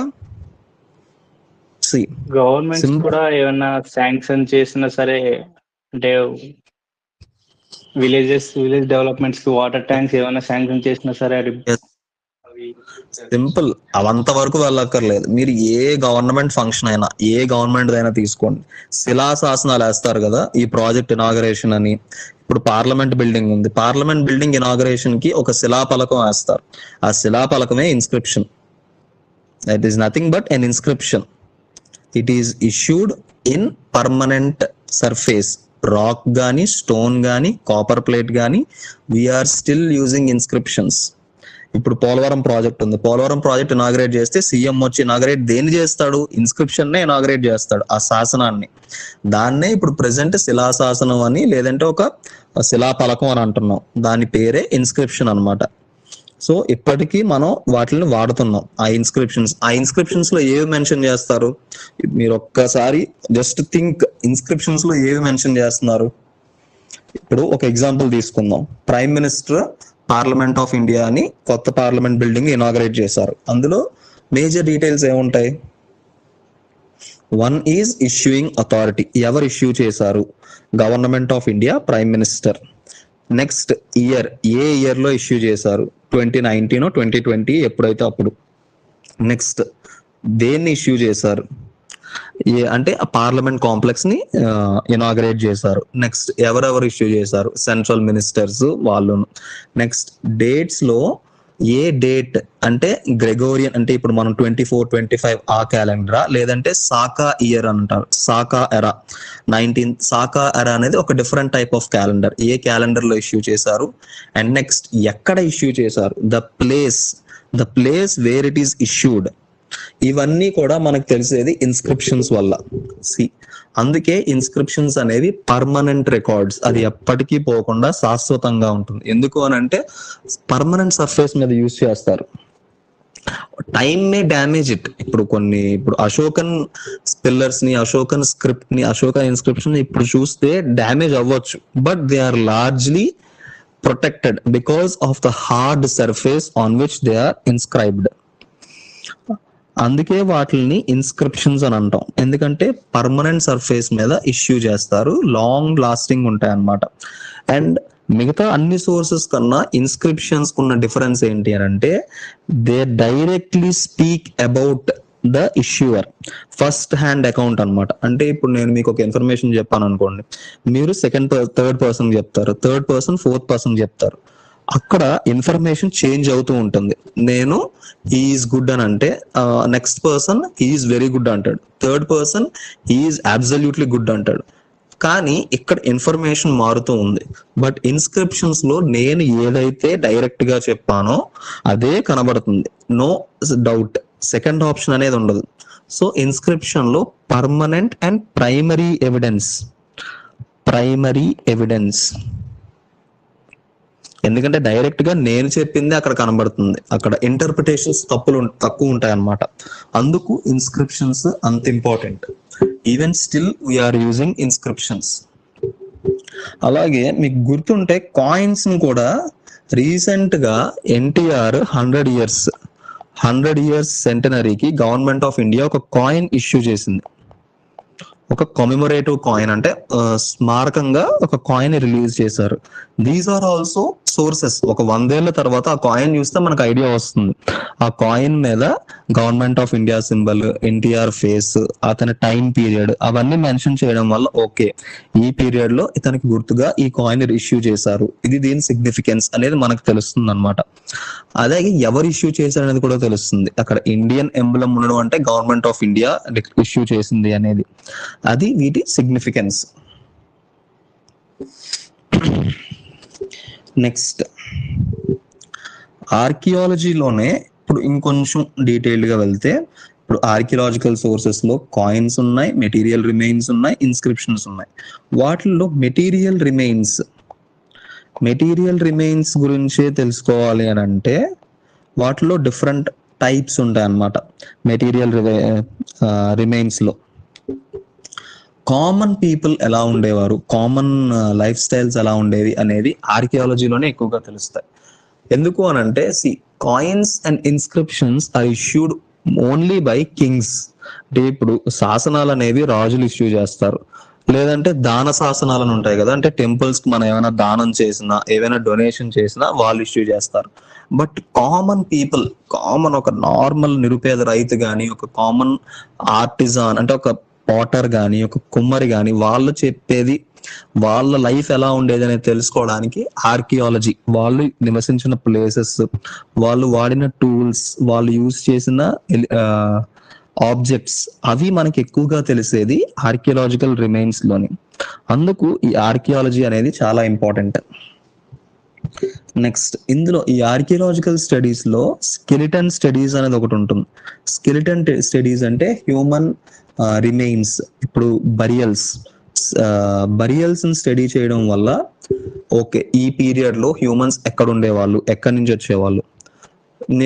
do you know the first అంటే ఇండియాలో ఫస్ట్ హ్యూమన్స్ దొరికారు అనే ఎవిడెన్స్ ఎలా తెలిసింది అని అంటే త్రూ బరియల్స్, త్రూ బోన్స్. అంటే ఎక్కడో మనకు ఒక చిన్న ఎముక, ఒక బోన్ దొరకడం వల్ల ఆ బోన్ ని మనం carbon dating and technology use చేసి మనం ఐడెంటిఫై చేయగలుగుతున్నాం. ఓకే ఈ టైంలో ఈ పీపుల్ ఇక్కడ నివసించారు 5000 years back, 10,000 years back, 1 lakh years back. అవన్నీ కూడా ఈ స్కెలిటన్ స్టడీస్ ద్వారా తెలుస్తుంది అనమాట. అందుకే వీటిని ఈ మెటీరియల్ రిమైన్స్ అనేవి చాలా ఇంపార్టెంట్ ఆర్కియాలజికల్ సోర్సెస్ లో.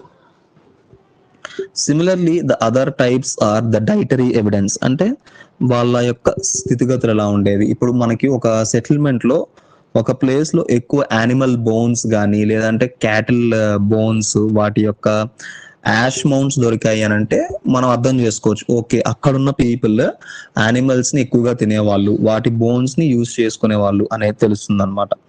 వాళ్ళ లైఫ్ ని మనం స్టడీ చేయగలం.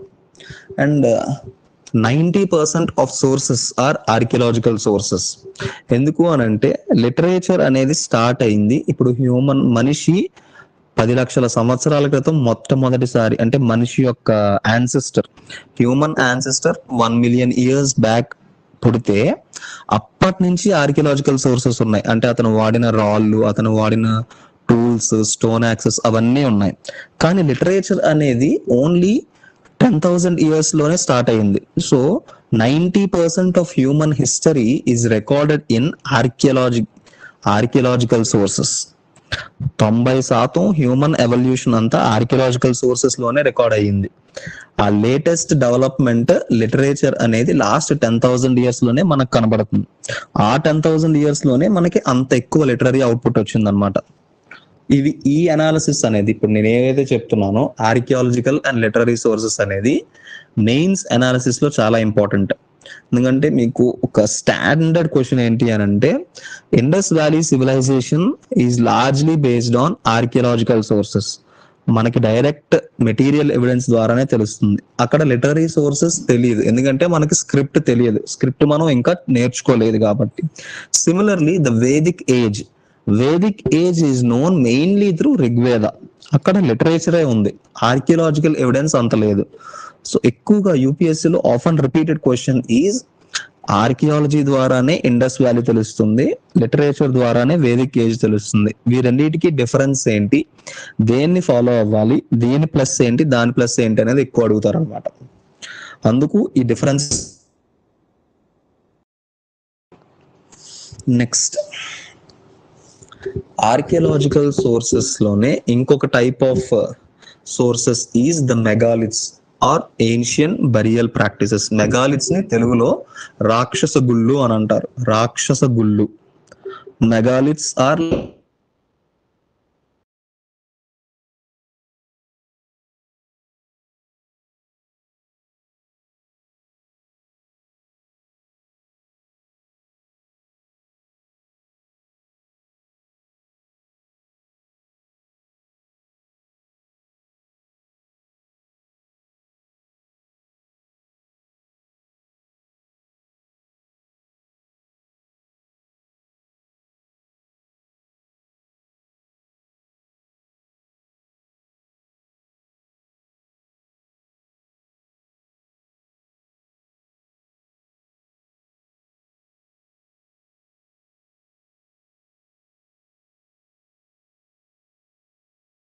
తీసుకున్నారు అనేది.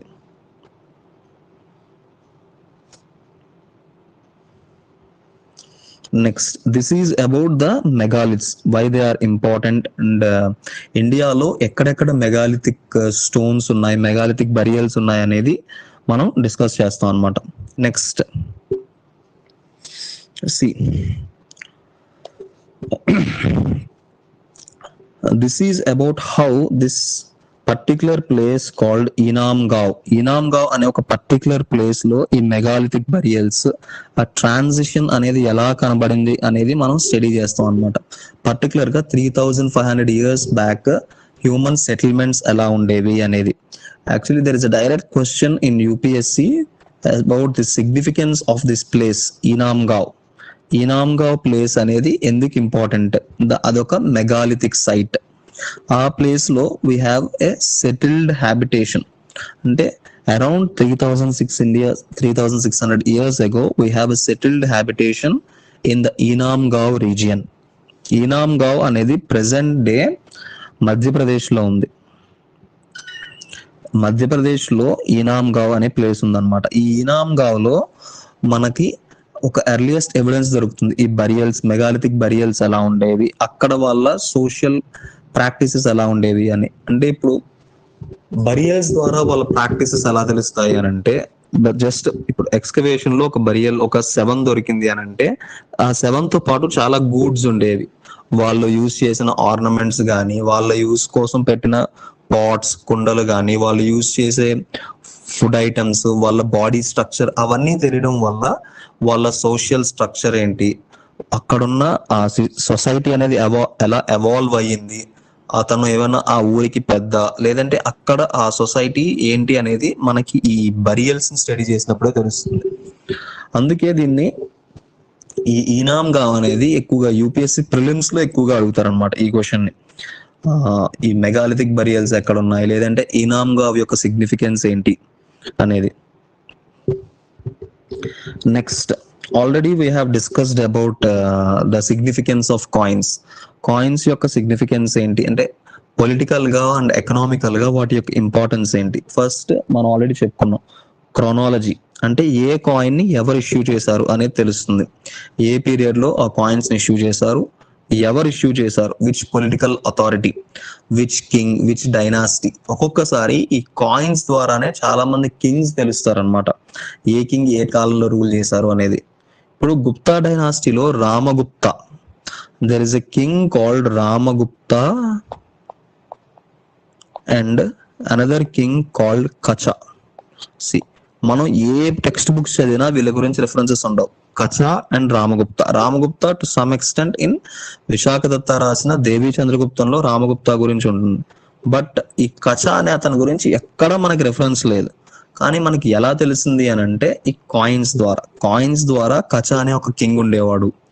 అలాగే another most important is the Satavahanas. Satavahanas founder Srimukha అని తెలిసింది మనకు కాయిన్స్ ద్వారానే. కాయిన్స్ ని స్టడీ చేయడం వల్లే మనకి శాతవాహనాస్ ఫౌండర్ శ్రీముఖ అని మనకు క్లియర్ గా తెలిసింది. And Satavahanas original home Andhra Telangana region అని తెలిసింది కూడా కోటిలింగాల అండ్ తెలంగాణ రీజియన్ లో మనం ఐడెంటిఫై చేసిన శాతవాహన పీరియడ్ కి చెందిన కాయిన్స్ ద్వారా. అందుకే ఈ కాయిన్స్ అనేవి పొలిటికల్ అథారిటీని మెన్షన్ చేస్తాయి. Next economic control already discuss చేసాం కదా. కాయిన్ క్వాలిటీ అండ్ కాయిన్ యొక్క టెక్స్చర్ బట్టి ఎకనామిక్ పీరియడ్ భూమిలో ఉందా డిక్లైన్ లో ఉన్నదా అనేది మనం స్టడీ చేస్తాం.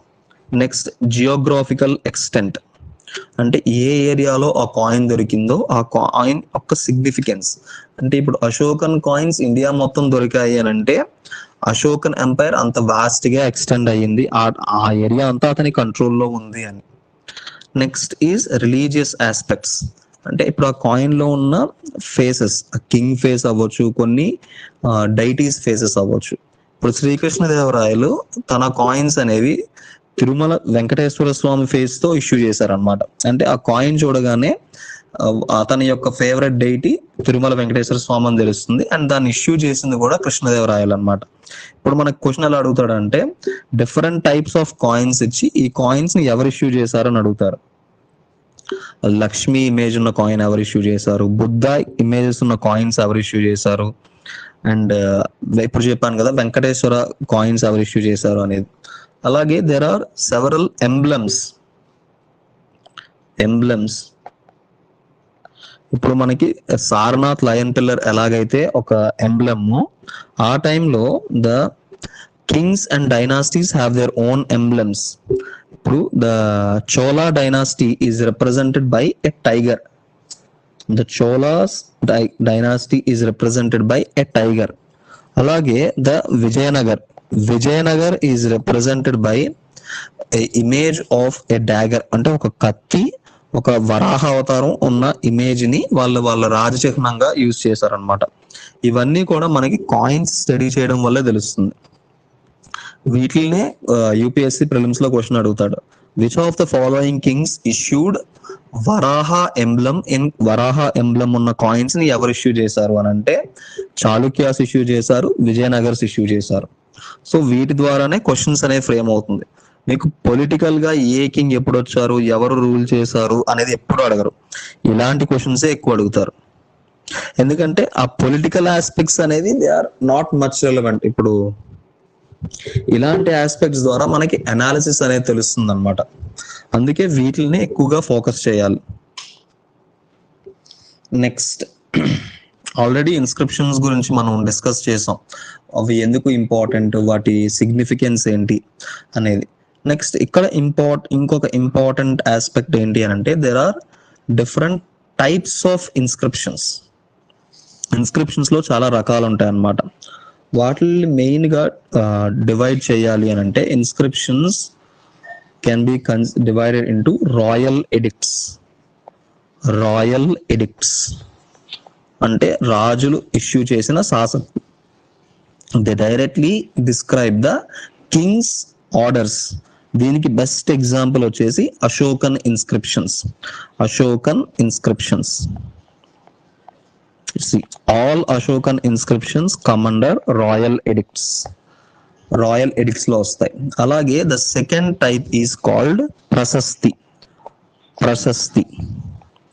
ఈ ప్రశస్తీస్ అనేవి ఏంటి అని అంటే యూలాజీ అంటే ఒక రాజుని పొగుడుతూ ఆ రాజు యొక్క ఘనకార్యాలు, అతను గెలిచిన యుద్ధాలు, అతని రాజ్యం గురించి వివరించే వాటిని ప్రశస్తి అని అంటారు. ప్రశస్తి అని అంటే పొగడ్త. దీనికి best example Allahabad Prashasti of Samudragupta and Aihole Prashasti of Ravikirti. అలాగే విజయనగర్ కింగ్స్ ఇప్పుడు సింహాచలం ఏరియాలో కృష్ణదేవరాయలు ఒక ప్రశస్తిని ఇష్యూ చేశాడు అనమాట. ఇక్కడ మీకు సింపుల్ గా యూపీఎస్సీ క్వశ్చన్ ఎలా అడుగుతుంది అంటే ఈ ప్రశస్తి అంటే ఏంటి అని అడుగుతుంది. Prashasti is a type of inscription issued by kings or issued in the name of kings. ఈ ప్రశస్తి అనేది వాళ్ళ యొక్క డీడ్స్ గురించి చెప్తుంది, వాళ్ళ యొక్క గ్రేట్నెస్, వాళ్ళ యొక్క విక్టరీస్, వాటి గురించి చెప్తుంది. దాన్ని ప్రశస్తి అని అంటారు. అందులో best example Allahabad pillar. Do you know the significance of Allahabad pillar? Allahabad Prashasti గురించి మీరు హిస్టరీ బుక్స్ లో చదివి అది సముద్రగుప్తుడు ఇష్యూ చేసిన ఇన్స్క్రిప్షన్. అందులో అతని విజయాల గురించి, అతను ఎన్ని కింగ్డమ్స్ ని కాంకర్ చేశాడు, అవన్నీ డీటెయిల్స్ ఉంటాయి. But the significance of Allahabad Prashasti is it is only inscription where 3 different rulers issued inscription on that pillar. ఆ ఒకే ఒక పిల్లర్ మీద 3 different inscriptions ఉన్నాయి. ఒకటి అశోకుడి కాలానికి చెందిన ఇన్స్క్రిప్షన్, అంటే అదే పిల్లర్ మీద అశోకుడి శాసనం ఉంది. Same pillar was used by Samudragupta అదే పిల్లర్ మీద తన ఇన్స్క్రిప్షన్ ని ఇష్యూ చేశాడు. Next during the Mughals Mughal Emperor Jahangir also issued same inscription within the same pillar. అందుకనే ఈ మొత్తం ఇన్స్క్రిప్షన్స్ లో అలహాబాద్ పిల్లర్ ని చాలా స్పెషల్ గా మెన్షన్ చేస్తాం. ఎందుకు అని అంటే ఆ ఒక్క పిల్లర్ మీదే మనకి 3 different periods Mauryas, Guptas and Mughals కి సంబంధించిన ఇన్స్క్రిప్షన్ డీటెయిల్స్ ఉన్నాయన్నమాట. అందుకు దాన్ని చాలా స్పెషల్ గా డీటెయిల్ చేస్తారు. దాన్ని ఒక డైరెక్ట్ క్వశ్చన్ అడగొచ్చు.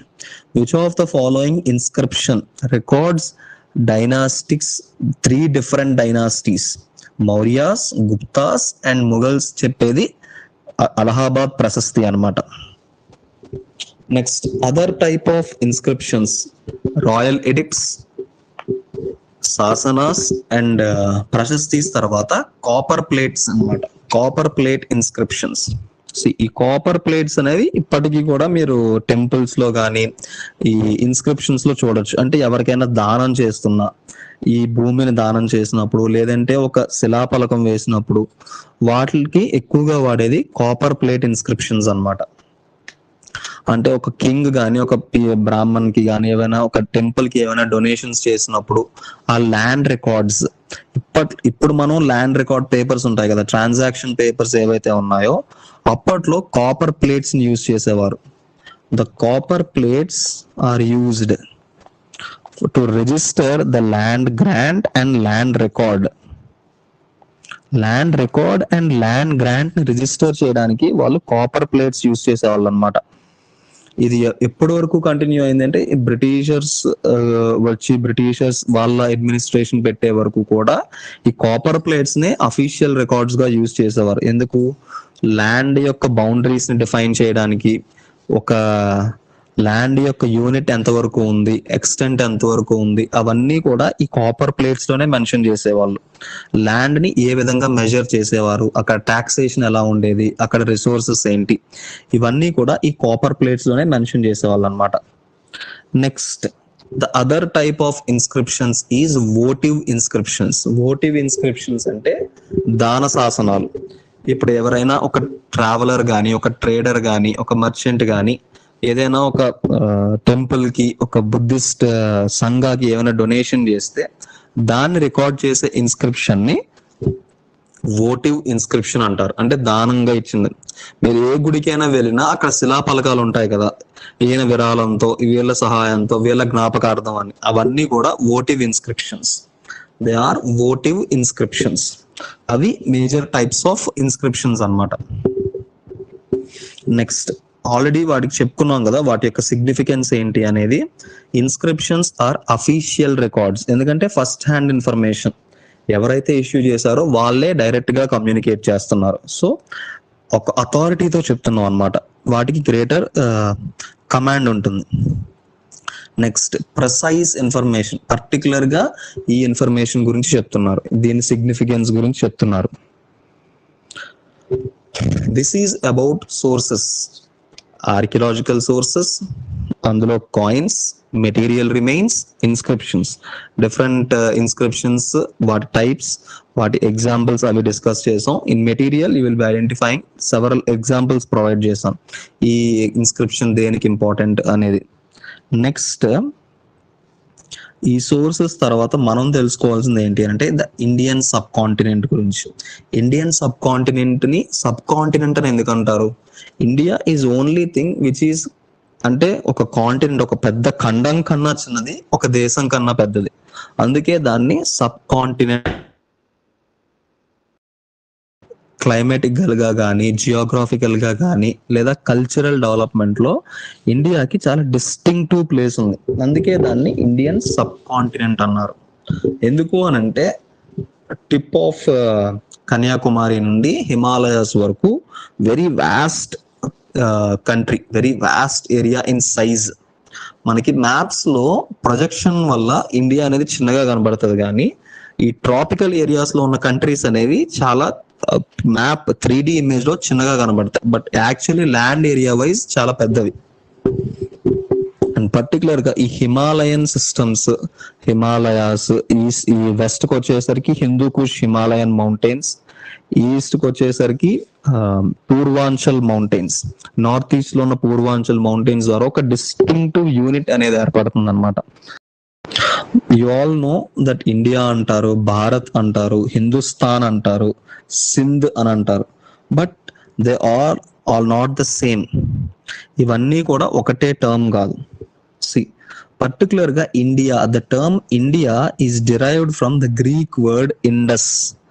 ఇండస్ అనే పదం నుంచి ఇండియా అనేది వచ్చింది. ఈ ఇండస్ కూడా ఎందుకు వచ్చింది అని అంటే సింధు రివర్ సింధుని వాళ్ళు పలకలేక are unable to pronounce and they called it Indus.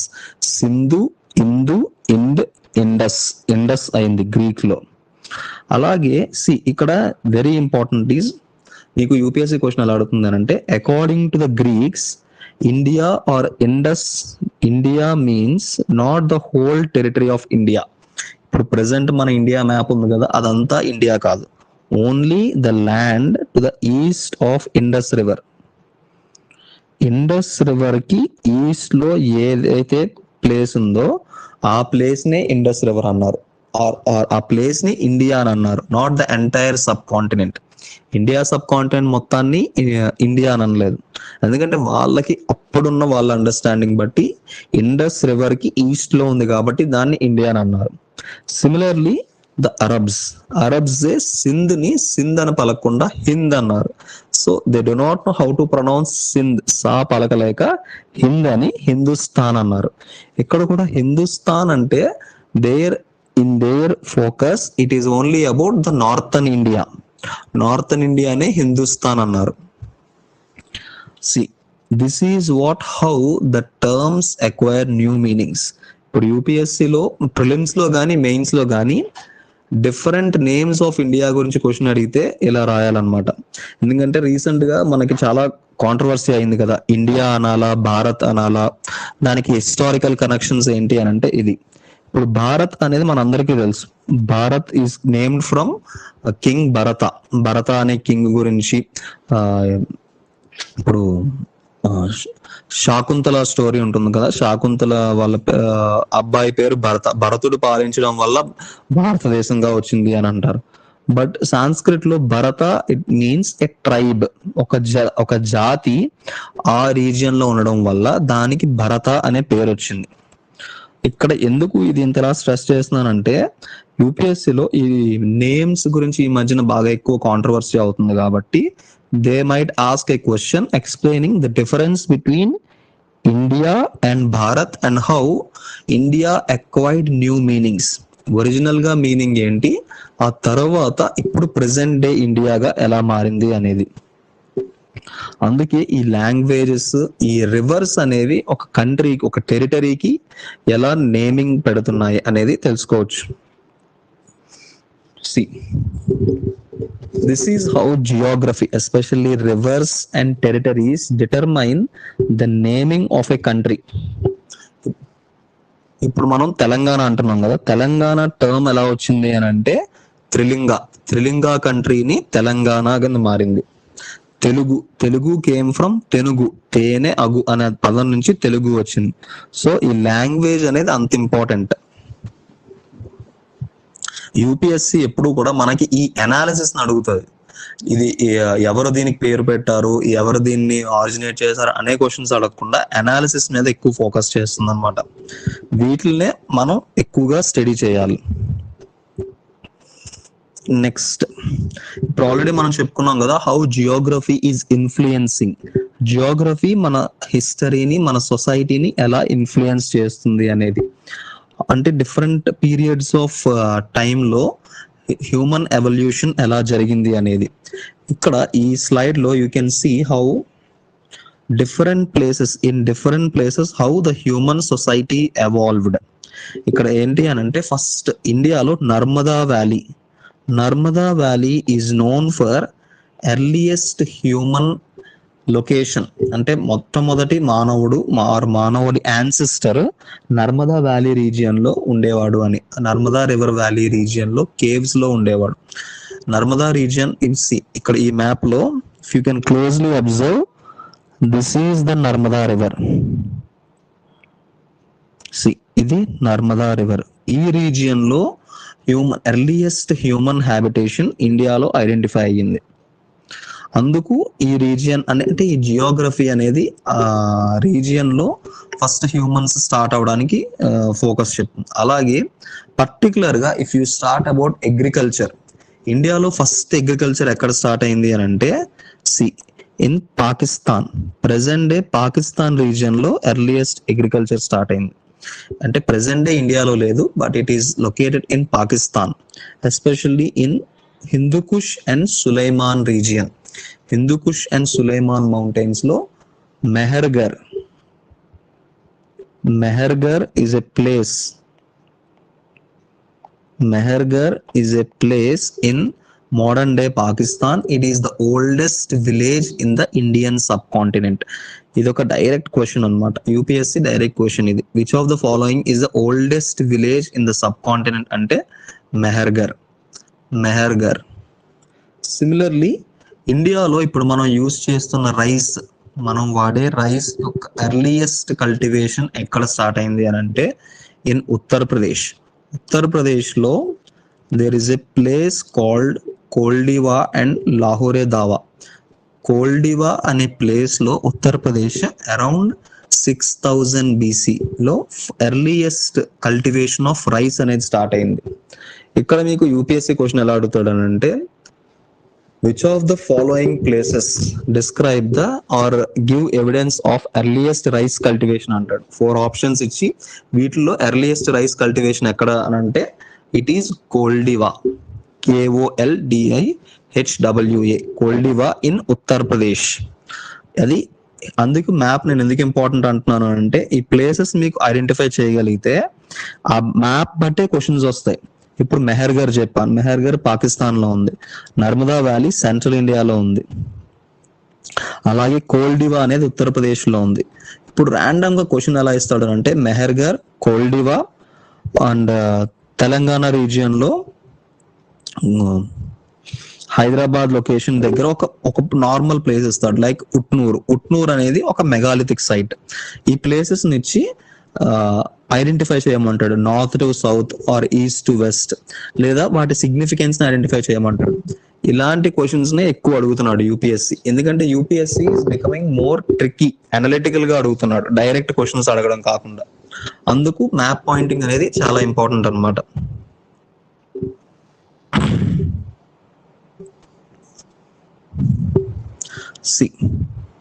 Next మనం ఈ క్లాస్ లో ఈ చాప్టర్ లో డిస్కస్ చేయాల్సిన another important concept is dating the past.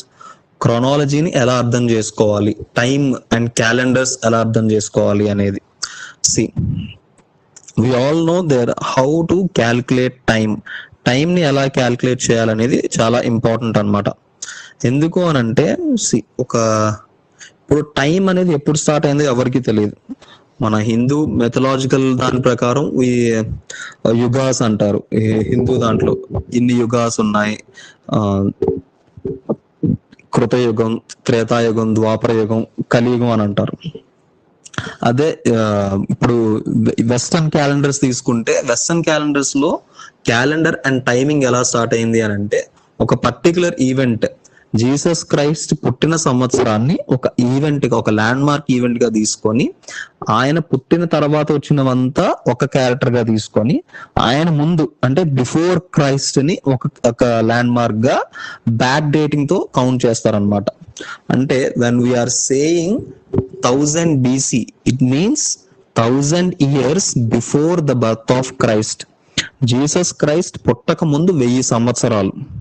ఎందుకు అని అంటే బ్రిటిషర్స్ మనల్ని రూల్ చేసినప్పుడు, వరల్డ్ మొత్తం రూల్ చేసినప్పుడు వాళ్ళ రిలీజియన్ క్రిస్టియానిటీ కాబట్టి Jesus Christ is the central figure of Christianity. They recognized his birth as one landmark event to define and measure time. Time ని మెజర్ చేయడానికి అతని బర్త్ ని ఒక మీడియం గా యూజ్ చేసుకున్నారనమాట. సో అతని బర్త్ నుంచి ఇప్పుడు 2025 అంటే అర్థం ఏంటి అంటే 2025 means 2025 years since the birth of Jesus Christ. Christ పుట్టి ఇన్ని సంవత్సరాలు అయ్యింది. సిమిలర్లీ ఇప్పుడు 10,000 BC అంటున్నాం అంటే క్రీస్తు పుట్టక ముందు 10,000 సంవత్సరాలు. We're going backwards. అలాగే ఇప్పుడు ఇక్కడ క్రోనాలజీ అండర్స్టాండింగ్ లో ఇక్కడ 8,000 years అని ఉంది, 4,700 years అని ఉంది, 3,500 years అని ఉంది. సో ప్రెసెంట్ డేట్ కి మీరు బ్యాక్ వెళ్తే ఏ పీరియడ్ లో ఇంపార్టెంట్ డెవలప్మెంట్స్ అనేవి జరిగాయో మనకు అర్థం అవుతుంది. 8,000 years ఎగోలో ఫస్ట్ అగ్రికల్చర్ అనేది స్టార్ట్ అయింది. సో ఇప్పుడు ప్రెసెంట్ 8,000 years ఎగో అని ఎలా చెప్పొచ్చు అంటే 6,000 BC అంటే క్రీస్తు పుట్టి 2,000 సంవత్సరాలు, అంతకు ముందు 6,000 సంవత్సరాలు. So 8,000 years ago agriculture started in the Indian subcontinent. 8,000 years తర్వాత next major development first cities అంటే హరప్పన్ సివిలైజేషన్ ఎప్పుడు స్టార్ట్ అయింది అని అంటే around 5,000 years ago means 3,000 BC. 3,000 BC లో హరప్పన్ సివిలైజేషన్ అనేది ఎమర్జ్ అయింది.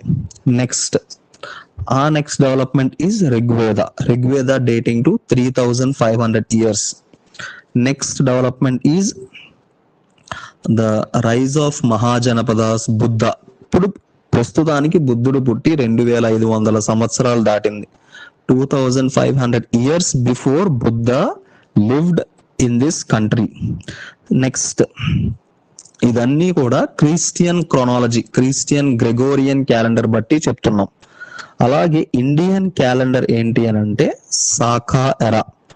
శక సంవత్సరాన్ని ఇండియన్ అఫీషియల్ క్యాలెండర్ గా డిక్లేర్ చేసింది government.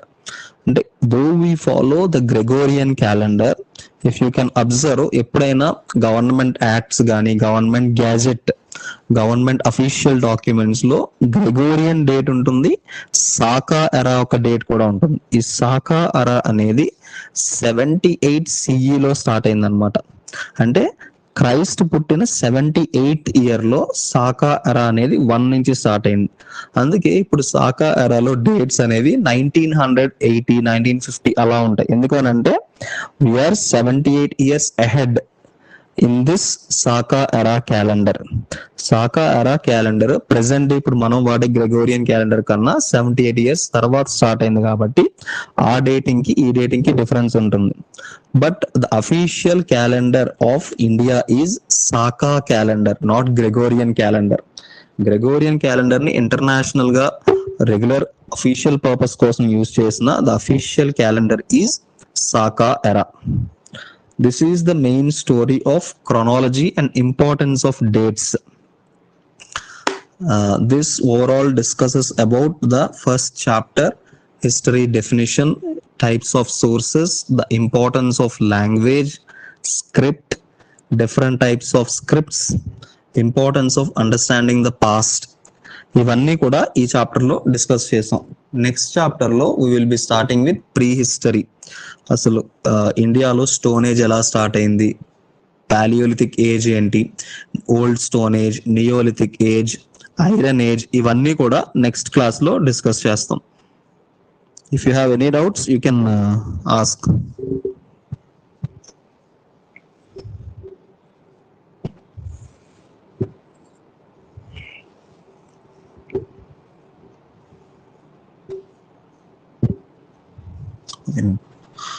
If you have any doubts, you can post your questions in the chat. ఏమైనా అర్థం కాకపోయినా, ఎక్కడైనా ఏమైనా డౌట్స్ ఉన్నా you can ask.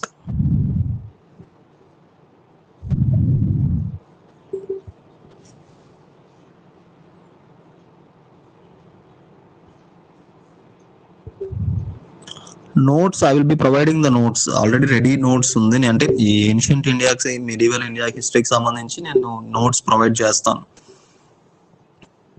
అంటే మీరు ఎప్పుడైతే ఈ బుక్స్ హిస్టరీని ఎప్పుడైతే అర్థం చేసుకొని అనలైజ్ చేసుకుంటే, ఎన్సీఆర్టీ బుక్స్ బాగా చదవాలి. ఎన్సీఆర్టీ బుక్స్ ఒక 2-3 టైమ్స్ చదివాక మీరు నోట్స్ సొంతంగా ప్రిపేర్ చేసుకోవచ్చు.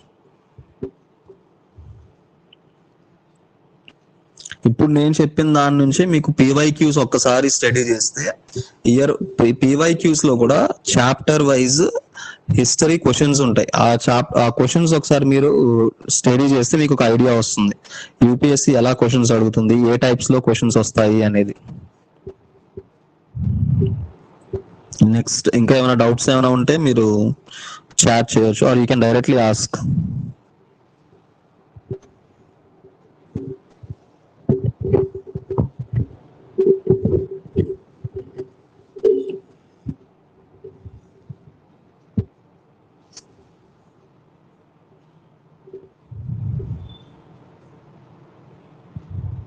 Come on, yes, if you have any doubts,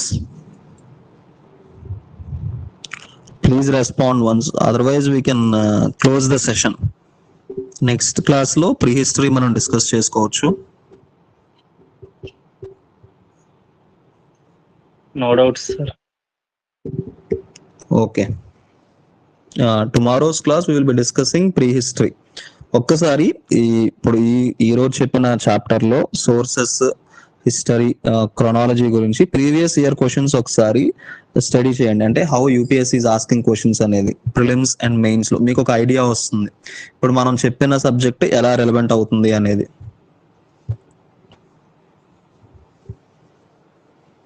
okay, then we will meet tomorrow.